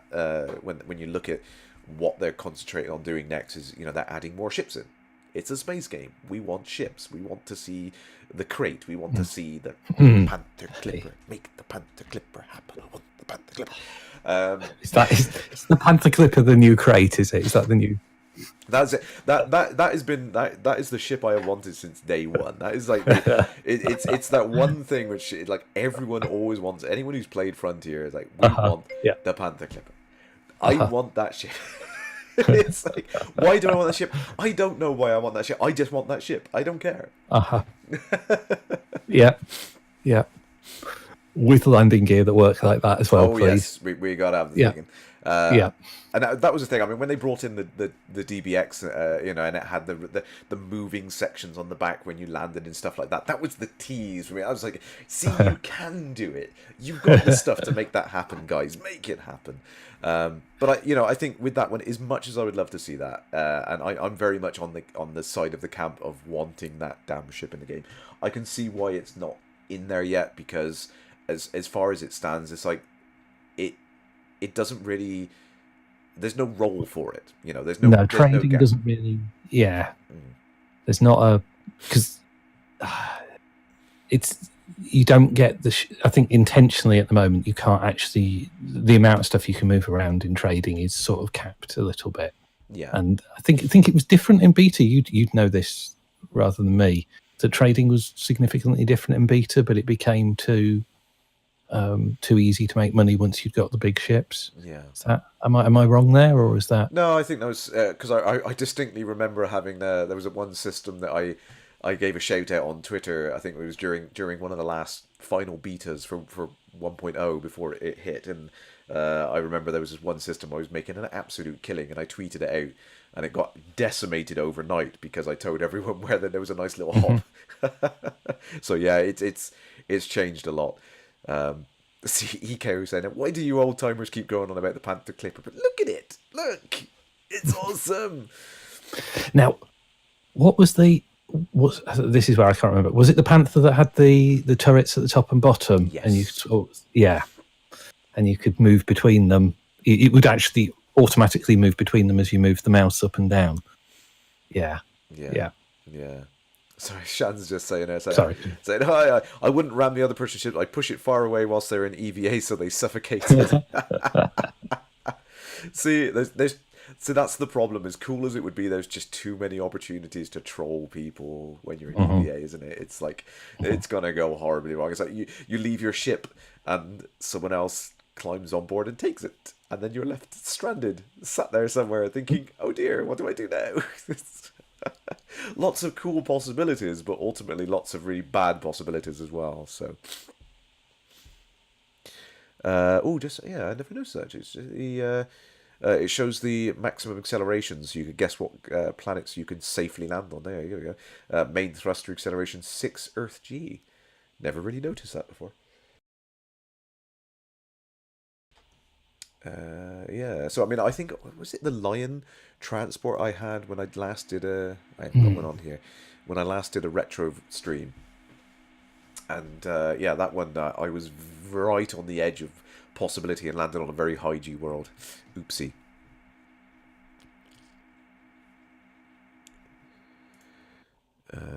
Wolf Mark II on Elite Mega. I'm not sure I remember that one, Dirk. You won't be able to fly because you don't have 11 people in multi-crew. Yeah, it's that is kind Yeah, of thing. Like, again. sorry, go ahead, mate. No, I was just going to say that's another realism thing, isn't it? It's like, yeah, you got to have 11 people, and each person's controlling a subsystem style thing. It's like Yeah. that's probably not the immersion you want to go for.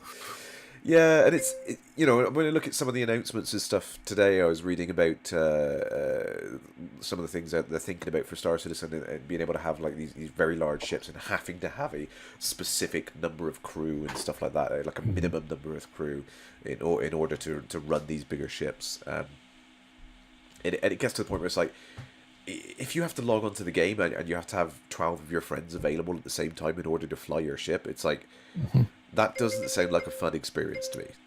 That No, sounds like that is going to frustrate the hell out of me. that's raid organization just to be able to take off. Yeah, yeah. So it's like Yeah. I hope to goodness that there is when that eventually does make it in, there's some kind of way that you can easily switch to your smaller ship and just do your own thing whilst you're waiting for people to come Mhm. up. But let me find. No, I haven't got it here. But yeah, it does seem like that's going to be one of these things, which is like, it, you're just never going to be able to fly these big ships. You know, particularly when they're going for like, was it $850? I think they're selling the latest ship they're trying to put on the concept sale. Mhm. Um, and I'm just looking at that and thinking, right, so I'm going to need to fork out that kind of money to get a ship, which I then potentially won't be able to fly because I'll need 11 other friends, and they'll need to be Mm. online at the same time. It's like, that just seems insane.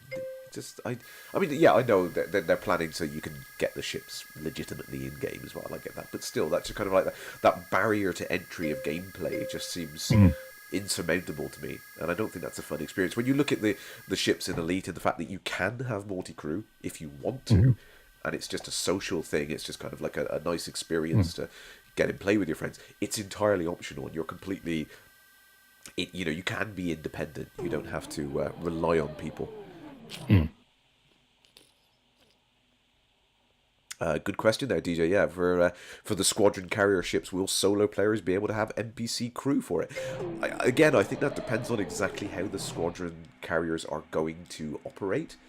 Um, and I don't think they're going to be like a traditional ship in the sense that they're not going to be something you can fly around and you have to have people crewing them up and that kind of stuff. I don't think they're going to work like that. I think they're just going to be like a mega ship. That makes more sense to me.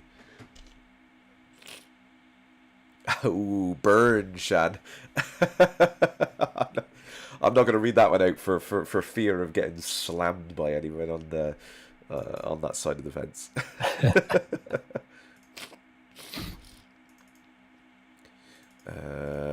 We have not got. Any missions for your cargo? No, I keep keeping an eye out for that. I literally just had the thing that I was saying about where they wanted computers, and I had a hull full of robots. Curse it all. Have you made more credits in the last hour than you did on Saturday? Not by a long shot. Now, I admit, after 100 years, you know, with inflation and all that, the prices of things is significantly lower. But no, in an hour, I've made about 6,000 credits. So that's a measly thing compared to my 140 something that I had on the last one.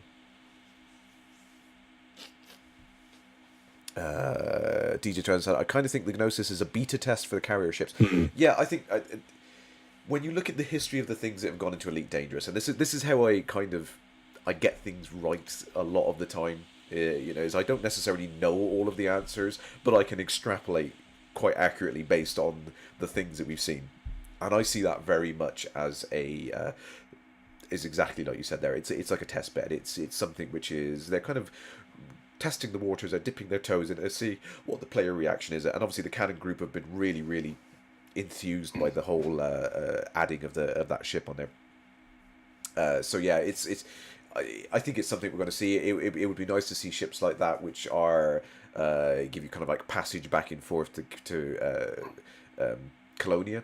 I could see that as being a working mechanic in there. You'd have like a mega ship that a squadron could go, to and from the locations. That would be a really, really nice thing. And I think that's again, it's like Frontier kind of like seeing what works, seeing what people like, and they're kind of steering their direction. Sometimes they don't always get it right, and they think that people are going to want more of this, and it's like, they didn't respond to that very well, so they start steering it back the other way. And I think that's the only way they can really build out the game, is to just kind of sit there with their finger on the pulse and kind of watch people. And I think a lot of the frustration for people is they expect them to be able to steer that a lot quicker and maneuver and kind of fit to the will of the player base a lot quicker, and I think that's a crazy unrealistic expectation. There is no way that even if they had double the staff working on the game and an infinite money and resource to throw at it, there's no way that they could possibly build the things out as quick as we all want them. So I think people just have to be realistic. And I mean, if the carriers worked like the Gnosis, I'd be very happy. So that's where my expectation is set. I think that's a good model. But the point you were making about sort of finding the game mechanics and working out what people want and what people don't, it's really, really interesting, because Elite Dangerous is a completely different sort of genre of, well, effectively MMO that nobody's tried before.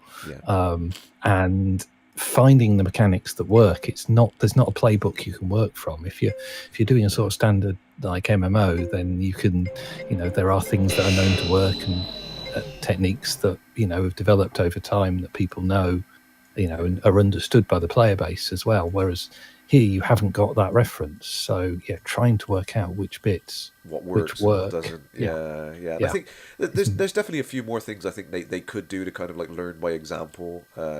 In particular, like some of the things that work well in like World of Warcraft, it would be nice to see taking a leaf out of that book. But like you said, it's so different. It's so unique in the sense of how it works. Is that it's almost impossible to kind of predict how things are going to happen. I mean, a very good example is the whole thing with like community goals.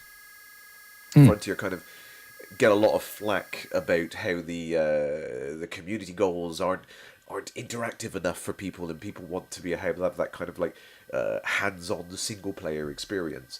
But I think people don't realize is that that's just never going to work in a game the way that Elite is.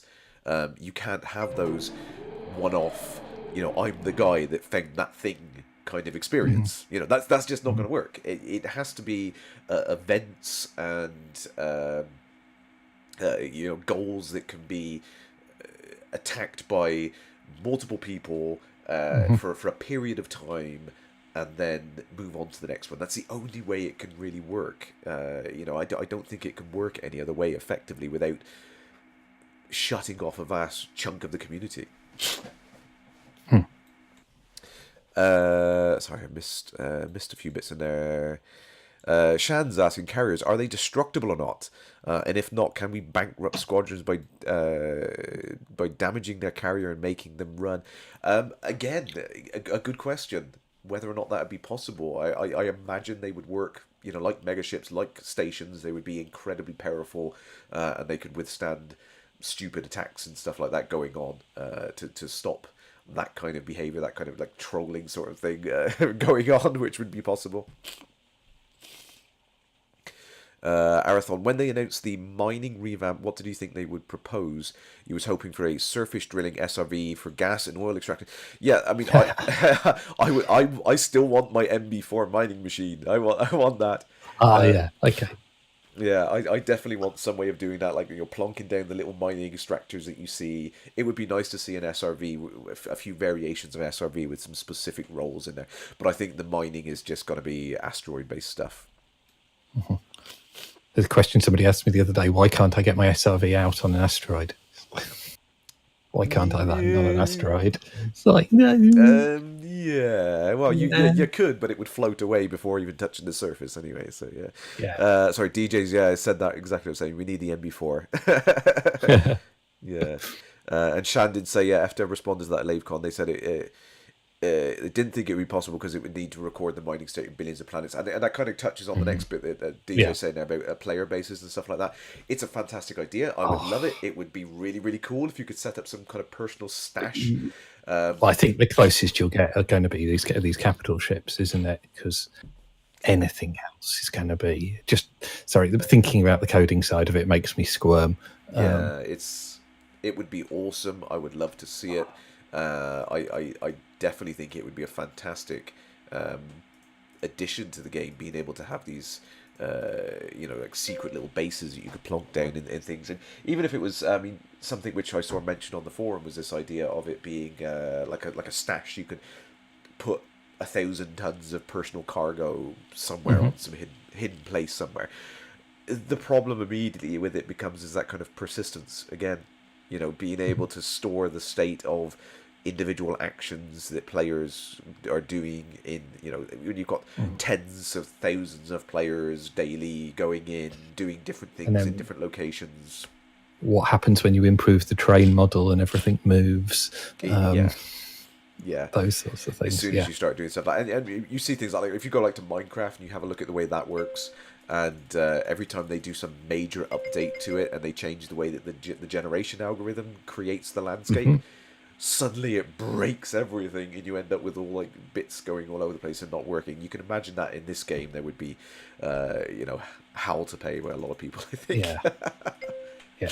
Did you see the two planets that managed to end up in the same orbit the other day? Oh, when worlds collide, yeah, that was a fantastic thread on there. I was following that. As soon as I saw that, I was like, that is so cool. And I did prod a couple of the guys at Frontier. I said you have to make that into an event in the next update and kind of just replace an asteroid field. Yeah, with like a volcanic planet with like an asteroid ring around it, something like that. It's like here's the remnants of that planet. But it would be nice. I mean, they can't do everything in the game, and I think again it comes down to that to the E word, expectation. People expecting the game to be able to do everything that it was possible. It's unrealistic to think like that. I mean, have you played Universe Simulator? I haven't. I've heard about it. Yeah, you can change constants, the sort of universal constants. Yeah, what would happen? You can start, increasing gravity of Earth so it falls into the sun and change the surface temperature and stuff like that. It's got some great things in it you can do. But the thing that people forget is that the scale that you're working on is a much larger scale. You're kind of you're looking at these like Earth like it's the size of a bowling ball, and it's got VR mode as well, which is really, really cool. Kind of picking the planets up and throwing them at each other. It's really great fun. But it's great. I mean, they calculate all kinds of things like the surface temperatures of the planets, so you can smash planets into each other and stuff like that. Really, really cool. But when you think about the scale of something like Elite, it's like the two things wouldn't fit together. It'd be like trying to put a chess simulator into a like a car game. It's just the two things just they look similar. They but they just don't fit. But the good thing about, I mean, going back to the point we were talking about earlier about the games, the fact that you end up with the difficulty with Elite Dangerous being a game type of its own, and that side of things, not being able to copy other patterns, but you end up with new types of play that are unique. Yeah. And so you see things like, I mean, the multiplayer side of Elite Dangerous, there aren't actually that many multiplayer games where you can just get an arbitrary number of people together and do something in game and all be there. Most MMOs and things are, you have to have exactly 4 friends. Yeah, yeah, I know what you mean. I mean, it's definitely improved a lot since day one. I mean, I'm hoping, I'm really crossing my fingers for the things that are promised. I believe it's in quarter one, was the wing missions, or is that coming later in the year? Yes, no, I think it was quarter one. I think that's what I've got it noted down. As whether I'm wrong or not, I'm pretty sure that's right, and that's something I'm really looking for. I mean, I've been a massive advocate of like co-op play from the very beginning, and I would love to see more of that layered into Elite Dangerous coming up in the future updates, and I hope they get that right. I really do, because there's a whole bunch of missions at the moment which just seem like they're just too hard as a single player experience. And again, when I look at like what we've got like with the Thargoid encounters at the moment, they're kind of like, they're top tier for solo players. But I think if you've got a bunch of medium-sized ships together, maybe in a wing, I think you could probably take some of them down. I reckon it could be possible. And going, okay, because I have to admit I'd rank those as everybody needs a large ship, but you reckon it's a little easier than that? I think if you know the tactics, you've got the right loadouts, and you're cooperating, you're working together. I think you could be quite good, because at the moment, I mean, with the Thargoids, if you have a fighter bay, you can kind of keep the swarm busy whilst you concentrate on the mothership, and there's a little bit of balance there. If you know the tactics and you know the technique for taking them down, I think it could be done with a reasonable wing working together, and again, going back to that whole kind of current version of something being a beta for what's coming. I think that again is one of these kind of like, well, let's put it out there, let's see how players manage this situation, and then that kind of, they can feed that into their model for how they're going to do like wing missions and stuff. I think there's a lot of that. Yeah. Because that's what I was hoping was I was looking at the Thargoid. I must admit, I looked at the sort of Thargoid combat and a little bit at the moment and gone, it's probably not for me yet, as I haven't come out of a small ship yet. And I could probably get together with some friends who have done it, and maybe I'd stand a chance. But you're talking probably engineered ships, and okay, certainly you're talking Pythons and things like that. I'm guessing at a sort of minimum. You're gonna have to have. When I say medium ships, I mean like heavily engineered medium ships. I think you're talking like 30 million rebuy, aren't you? Yeah, probably in that region. Yeah, definitely. Yeah. So the 20 or 30 million rebuy. So it's probably a little bit out of my range yet, but that wing mission sort of system feels like it would be that for everybody else, if you know what I mean, or for the mid game players. I hope so. Because I mean, like I said, in the last few updates, there's been a lot of focus on that kind of 0 to 60 gameplay experience, like like those first few hours, or maybe even 0 to 10. That kind of player experience, I think, has improved drastically over the last few versions. But I definitely would like to see more kind of that mid-range sort of gameplay, right? Like you've got the basic mechanics down, you know how to do that, right? Let's get you into a group, let's get you working with other players, let's get you kind of having those fun interactions you can have there, and I think that's something that they're trying to focus on with Beyond. At least I hope so. Yeah, I mean, I think the engineers do a good job, particularly the unlock missions for the engineers do a good job at the sort of mid-game of introducing you to different parts of the game and things. But yeah, there's nothing there to sort of encourage you to work with other players at the moment. Yeah, that's something I hope is going to come along. I can't guarantee that's going to be in there, but yeah. Big one there for her DJ on there. Lots of limitations we have in Elite when it comes to persistence is peer-to-peer stuff, as the database needs the data could be fed to all the clients. What's persistent in the system when they enter? So the persistence would be a bit longer, load screens and stuff when it's loaded. Yeah. So there is a little bit of that. I mean, we've touched on it before. There's this kind of idea that once it's gone up to the servers, it can be fed down to everyone. I mean, there are ways of working around it. It would be nice to see, but again, it's one of those.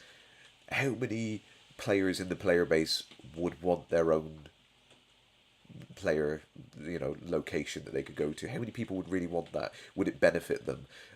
Would it be too expensive? Would it lock out a lot of the early to mid-range players? Would it be like a high-end thing that players can achieve. And I mean, maybe that's a good thing. If it's a really expensive thing to go for, it would drive people to earn credit so they can get to that, so they can have it. So it might be a good thing to have that as a goal, a possible thing. So it would be good. Arathon saying, what do I think the exploration items would be? Comets. Do you think we will get some man-made stuff as well, like solar forges? I think. No, I'm thinking Dyson spheres. I know Dyson spheres have been completely ruled out. I know that's something which you're not going to see in Elite, but yeah, the anomalies and phenomena, I think, were, as they were mentioned, coming into Elite Dangerous Beyond. I would like to see comets and things. Yeah, that would be a nice addition. But I honestly don't know what the plan is for how they're going to layer things in for that. And that codec is the exploration codec is fourth quarter again, isn't it? Is it? I think it is. I really want the codex because that's a big thing for me. Is it? It kind of points out a lot of things that you might otherwise miss about the game, and it kind of sets like mini goals, like individual activities that you can aim to do. And I think it's going to encourage a lot of players to try different bits that they otherwise wouldn't try, because it's got to kind of highlight. So, oh, you've done this and you've done that, but you haven't. What about mining this? You haven't tried that yet. As it also probably helps the discussion we had right at the very beginning, filling in that sort of player journey and finding the edges and the corners of the game and the pieces of functionality you just might not realise about. Yeah, absolutely. It's it's tricky because I think that's a core thing which has been missing from the game very, very early on. But at the same time, I'm kind of looking at it and thinking, when this comes in, is it going to be completely blank and I'm going to need to do all these things again? Because it's like it's going to be like a big sticker book that I'm going to have to tick everything off. It's like, I'm going to have to go back in. I'm going to go back to mining again. I'm going to have to go back and do this again. I'm going to have to, it's like, Sagittarius A, damn it. Okay, one more trip to Saj. That was. Yeah, okay. I can imagine that would be annoying. Yes. Yeah, I mean the going around the different bits, the gameplay again, probably less problematic. But yeah, going to Saj for a second time. Yeah, going to Beagle Point for a second time. Oh yeah, you got to question whether or not that's going to be an encouraging enough thing for people to do it. But no, I think it's a very important thing. Like I said, it kind of it highlights a lot of bits of the game that otherwise people would miss and not realize that there is the possibility to do these particular actions, and hopefully lead players down the path to discovery of these features. Stephen Nash says, on the solar sim scale, comets are tiny and most of them are dead asteroids most of the time. Yeah, I mean that's the thing, that they're way out. They're thousands and thousands of light seconds out from the core systems. Most of them, they're only really active when they come in. It would be nice to see a few things like that pop in there. Going back to the kind of like having these events like community goals and stuff like that. I still to this day I see people talk about things like having the supernova missions, which I believe was one of the missions in one of the earlier versions again. I think it wasn't the BBC version. I believe it was racking my brains there. I think it was one of the 8-bit versions of Elite, but there was a mission in there to do supernova kind of like rescue of people in a system because it's about to go supernova, sort of thing like that. And as much as that would be like a cool phenomena, it would be this one-off event and stuff like that, it comes back to this idea of community goals. It's one of these things that once it's done and it's happened, it can't really happen again. You know what I mean? Yeah. It's this tricky thing where you've got this persistent universe. Yeah. You could only do it as a community goal, really, that sort of thing. I mean, it would just about fit in as that into the game. Yeah, and it's like it would happen once, and then you get people moaning, like, oh, can we have another one where that happens? It's like, well, they're so rare that we shouldn't even really see one in the lifetime of the game. It just doesn't make sense to have it. So I think. Sorry, go on. No, I was just trying to. I was just mentally thinking through how common supernovas would be in the galaxy. Yeah, it's like a billion to it's one sort of thing, and we should technically be gaining new planets. yeah, I think you should gain a new planet every year. I think in the in the galaxy. yeah. But you've got to find the damn thing. You know, it's only Yeah, yeah, 400 billion things to things. You got to find it. But yeah. Yeah. Mr. Jenks is like, yeah, we've got 400 billion. We weren't going to cry over a million stars going kapow. Yeah, I mean, like I said, it's cool. It would be one of these like one-off events. It would be really, really nice, but it's one of those things which it would get silly if it happened too frequently, and I don't think it's one of those ones that would play out well. So it's you got to be realistic with these things, and I think yeah, Shan, yeah, I think it was the Specky version. Actually, that's probably why I remember it, because I used to play the Specky version. It's Yeah, I would love to see more features and events like that going on, but it has to be something which is reasonable. I mean, I could see the whole kind of like outbreak in a system and having to evacuate people. That would kind of work. That's something which could be an ongoing event for a week, and then it dies off and it calms down, and then another system can have an outbreak and something. That's something which works. That's you can have an attack on a pirate attack on an outpost or something, and maybe you have to go in, you have to rescue the escape pods. I mean, I really like the CG they had a little while ago, which was the ships that had been destroyed, and there was a question about who had actually attacked them and so on, and you were rescuing the escape pods and things like that. The debris field in the one particular system. Yes, I remember that. And things like that, they work. Like events like that, which are kind of like they can. You have to look at all these things. It has to be something which can run for a period of time. Lots of players can get involved in it, and it's not like a one-off thing which one person does and it's done and it's dusted. Because as much as like when you looked at we did the treasure hunt events, which were really good fun. They ultimately had one person who won it, but it was something that lots of players could take part in for a period of time until it was discovered, wasn't it? So, sorry, go on. I don't know the treasure hunt events; those might predate me. Oh, I remember them in beta. I'm not sure. I'm pretty sure we did some of those in live. But yeah, it was a fun thing. It was a nice different way of approaching it. It was kind of like send everyone around the galaxy trying to find this like special black box which would crash down on a planet somewhere, and then people had to kind of like solve the clues to figure out where it was. Oh, farewell, Larathon. See you in the void, Commander.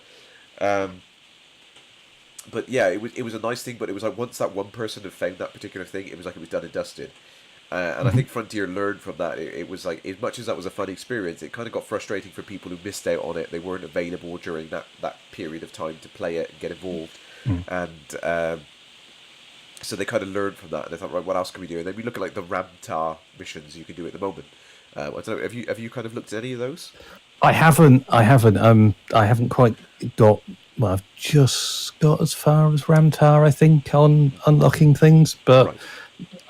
Yeah, no, I haven't, and I think that's been significantly changed or reduced that mission since. Yeah, I think it was like 100 million credits. I think it's dropped down to 10 million credits for doing it now, and I think that's a lot of that is based on the fact that so many people realised they could do it and they could make easy credits, because once it was discovered, it was known how to do it.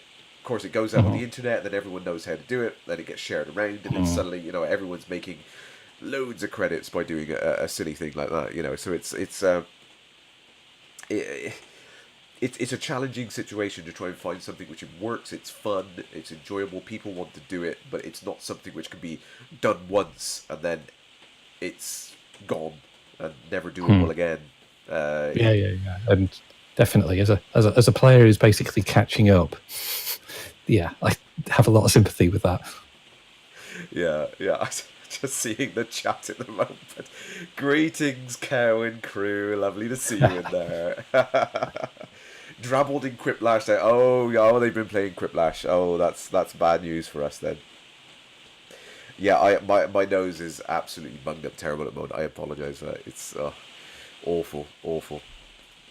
I can see if I can get one more mission in before we we close out? What can we do? What can we do? Let's have a look around. Assassinate. 2 assassination missions. Let's throw these in. Yeah, it's got to be.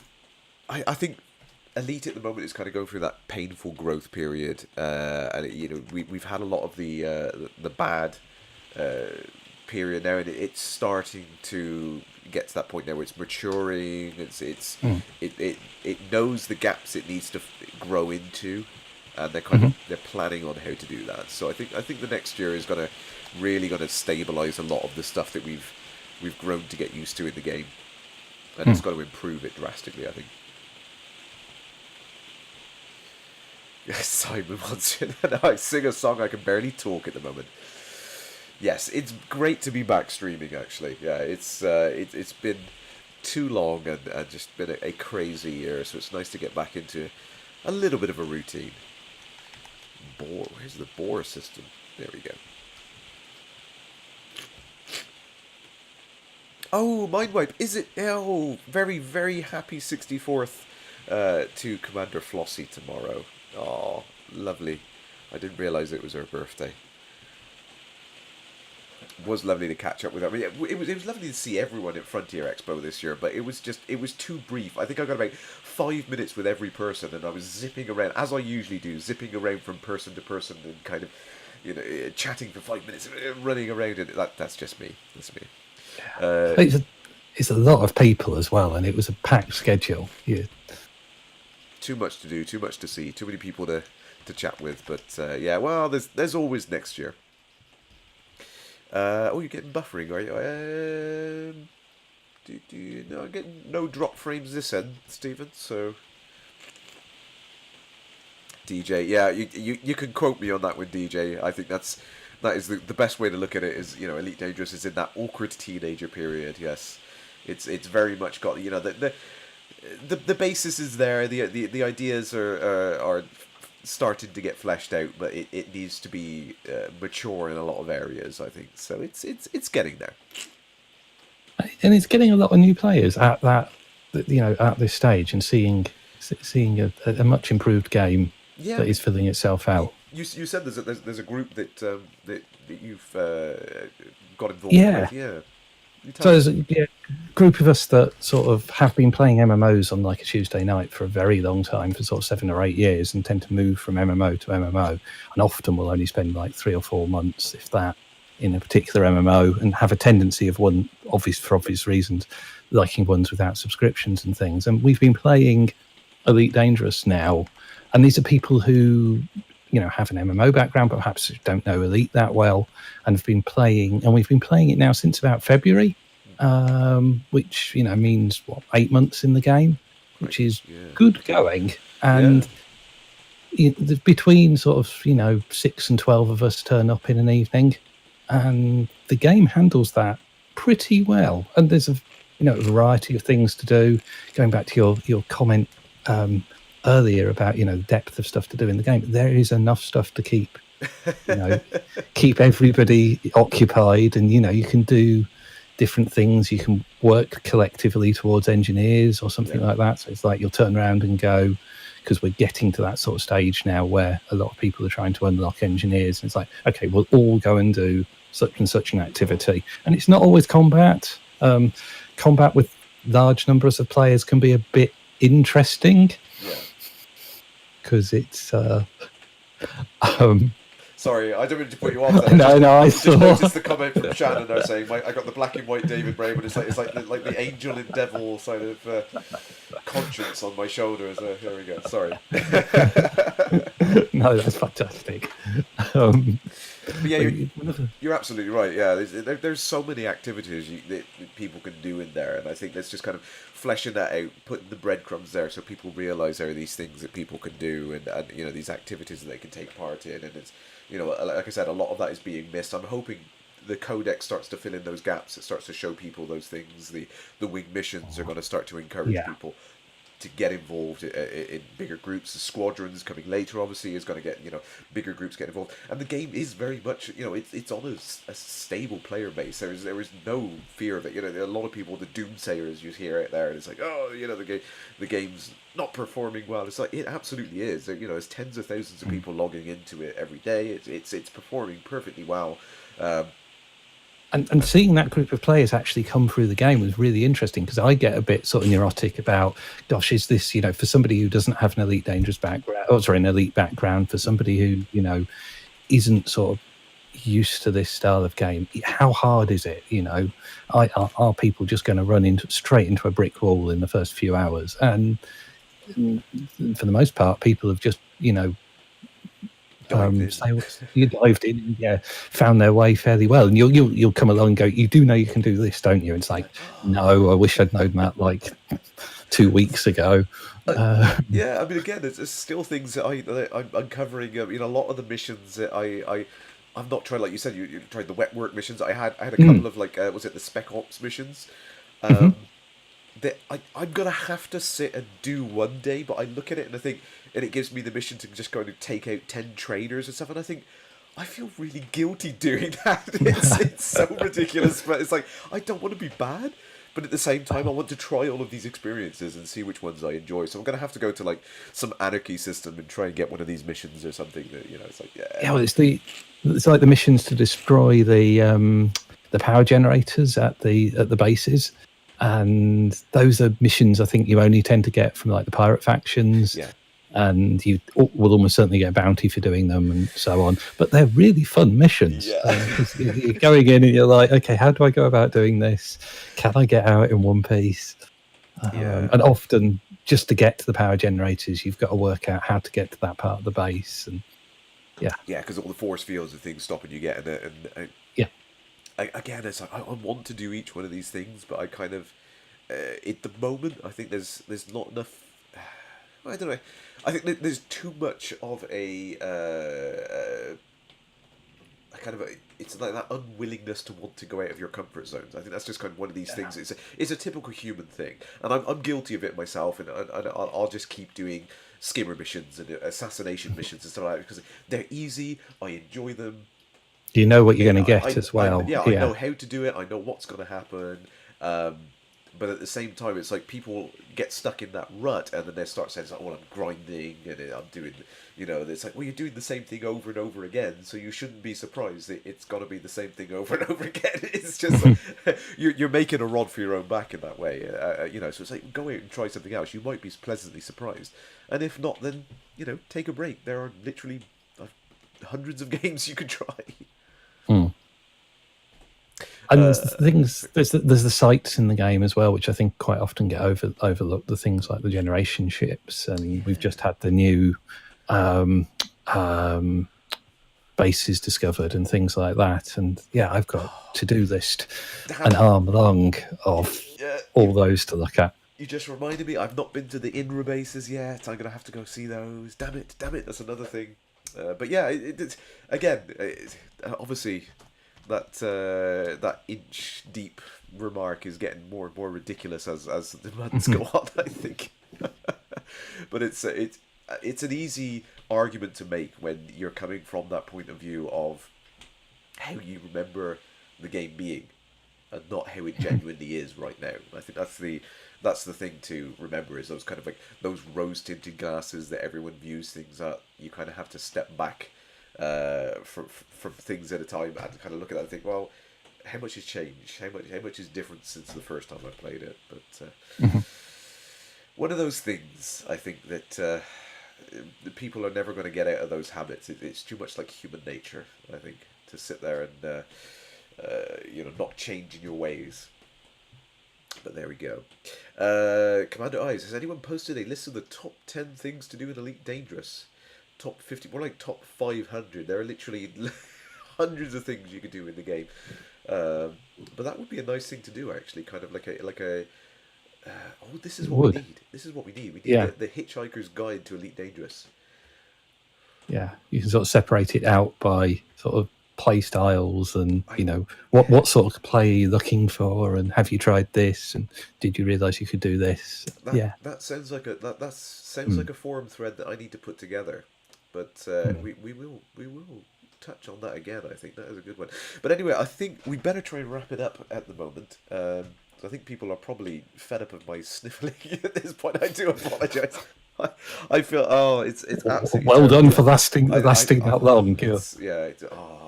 It's the time of year, isn't it? You get the lurgy. But never mind. But it's been absolutely lovely to chat to you, my friend. And again, I hope things Thank keep. you. Well, it's very very nice to have you along. But I hope things keep going in that trajectory that like you said, encouraging new players and kind of helping new players to enjoy the experience. So sorry, go ahead. No, I was just going to say, it seems to be that's definitely the direction it's going in, and there's a huge number of improvements in the game, and it's easy to overlook. So, and thank you for having me. Yes, thank you very much, and thank you to everyone out watching. It's lovely to see you all again. It's lovely to jump back into it, and it's like I never even left, isn't it? So, but unfortunately, I must bid you all adieu until next time, Commanders. See you in the void.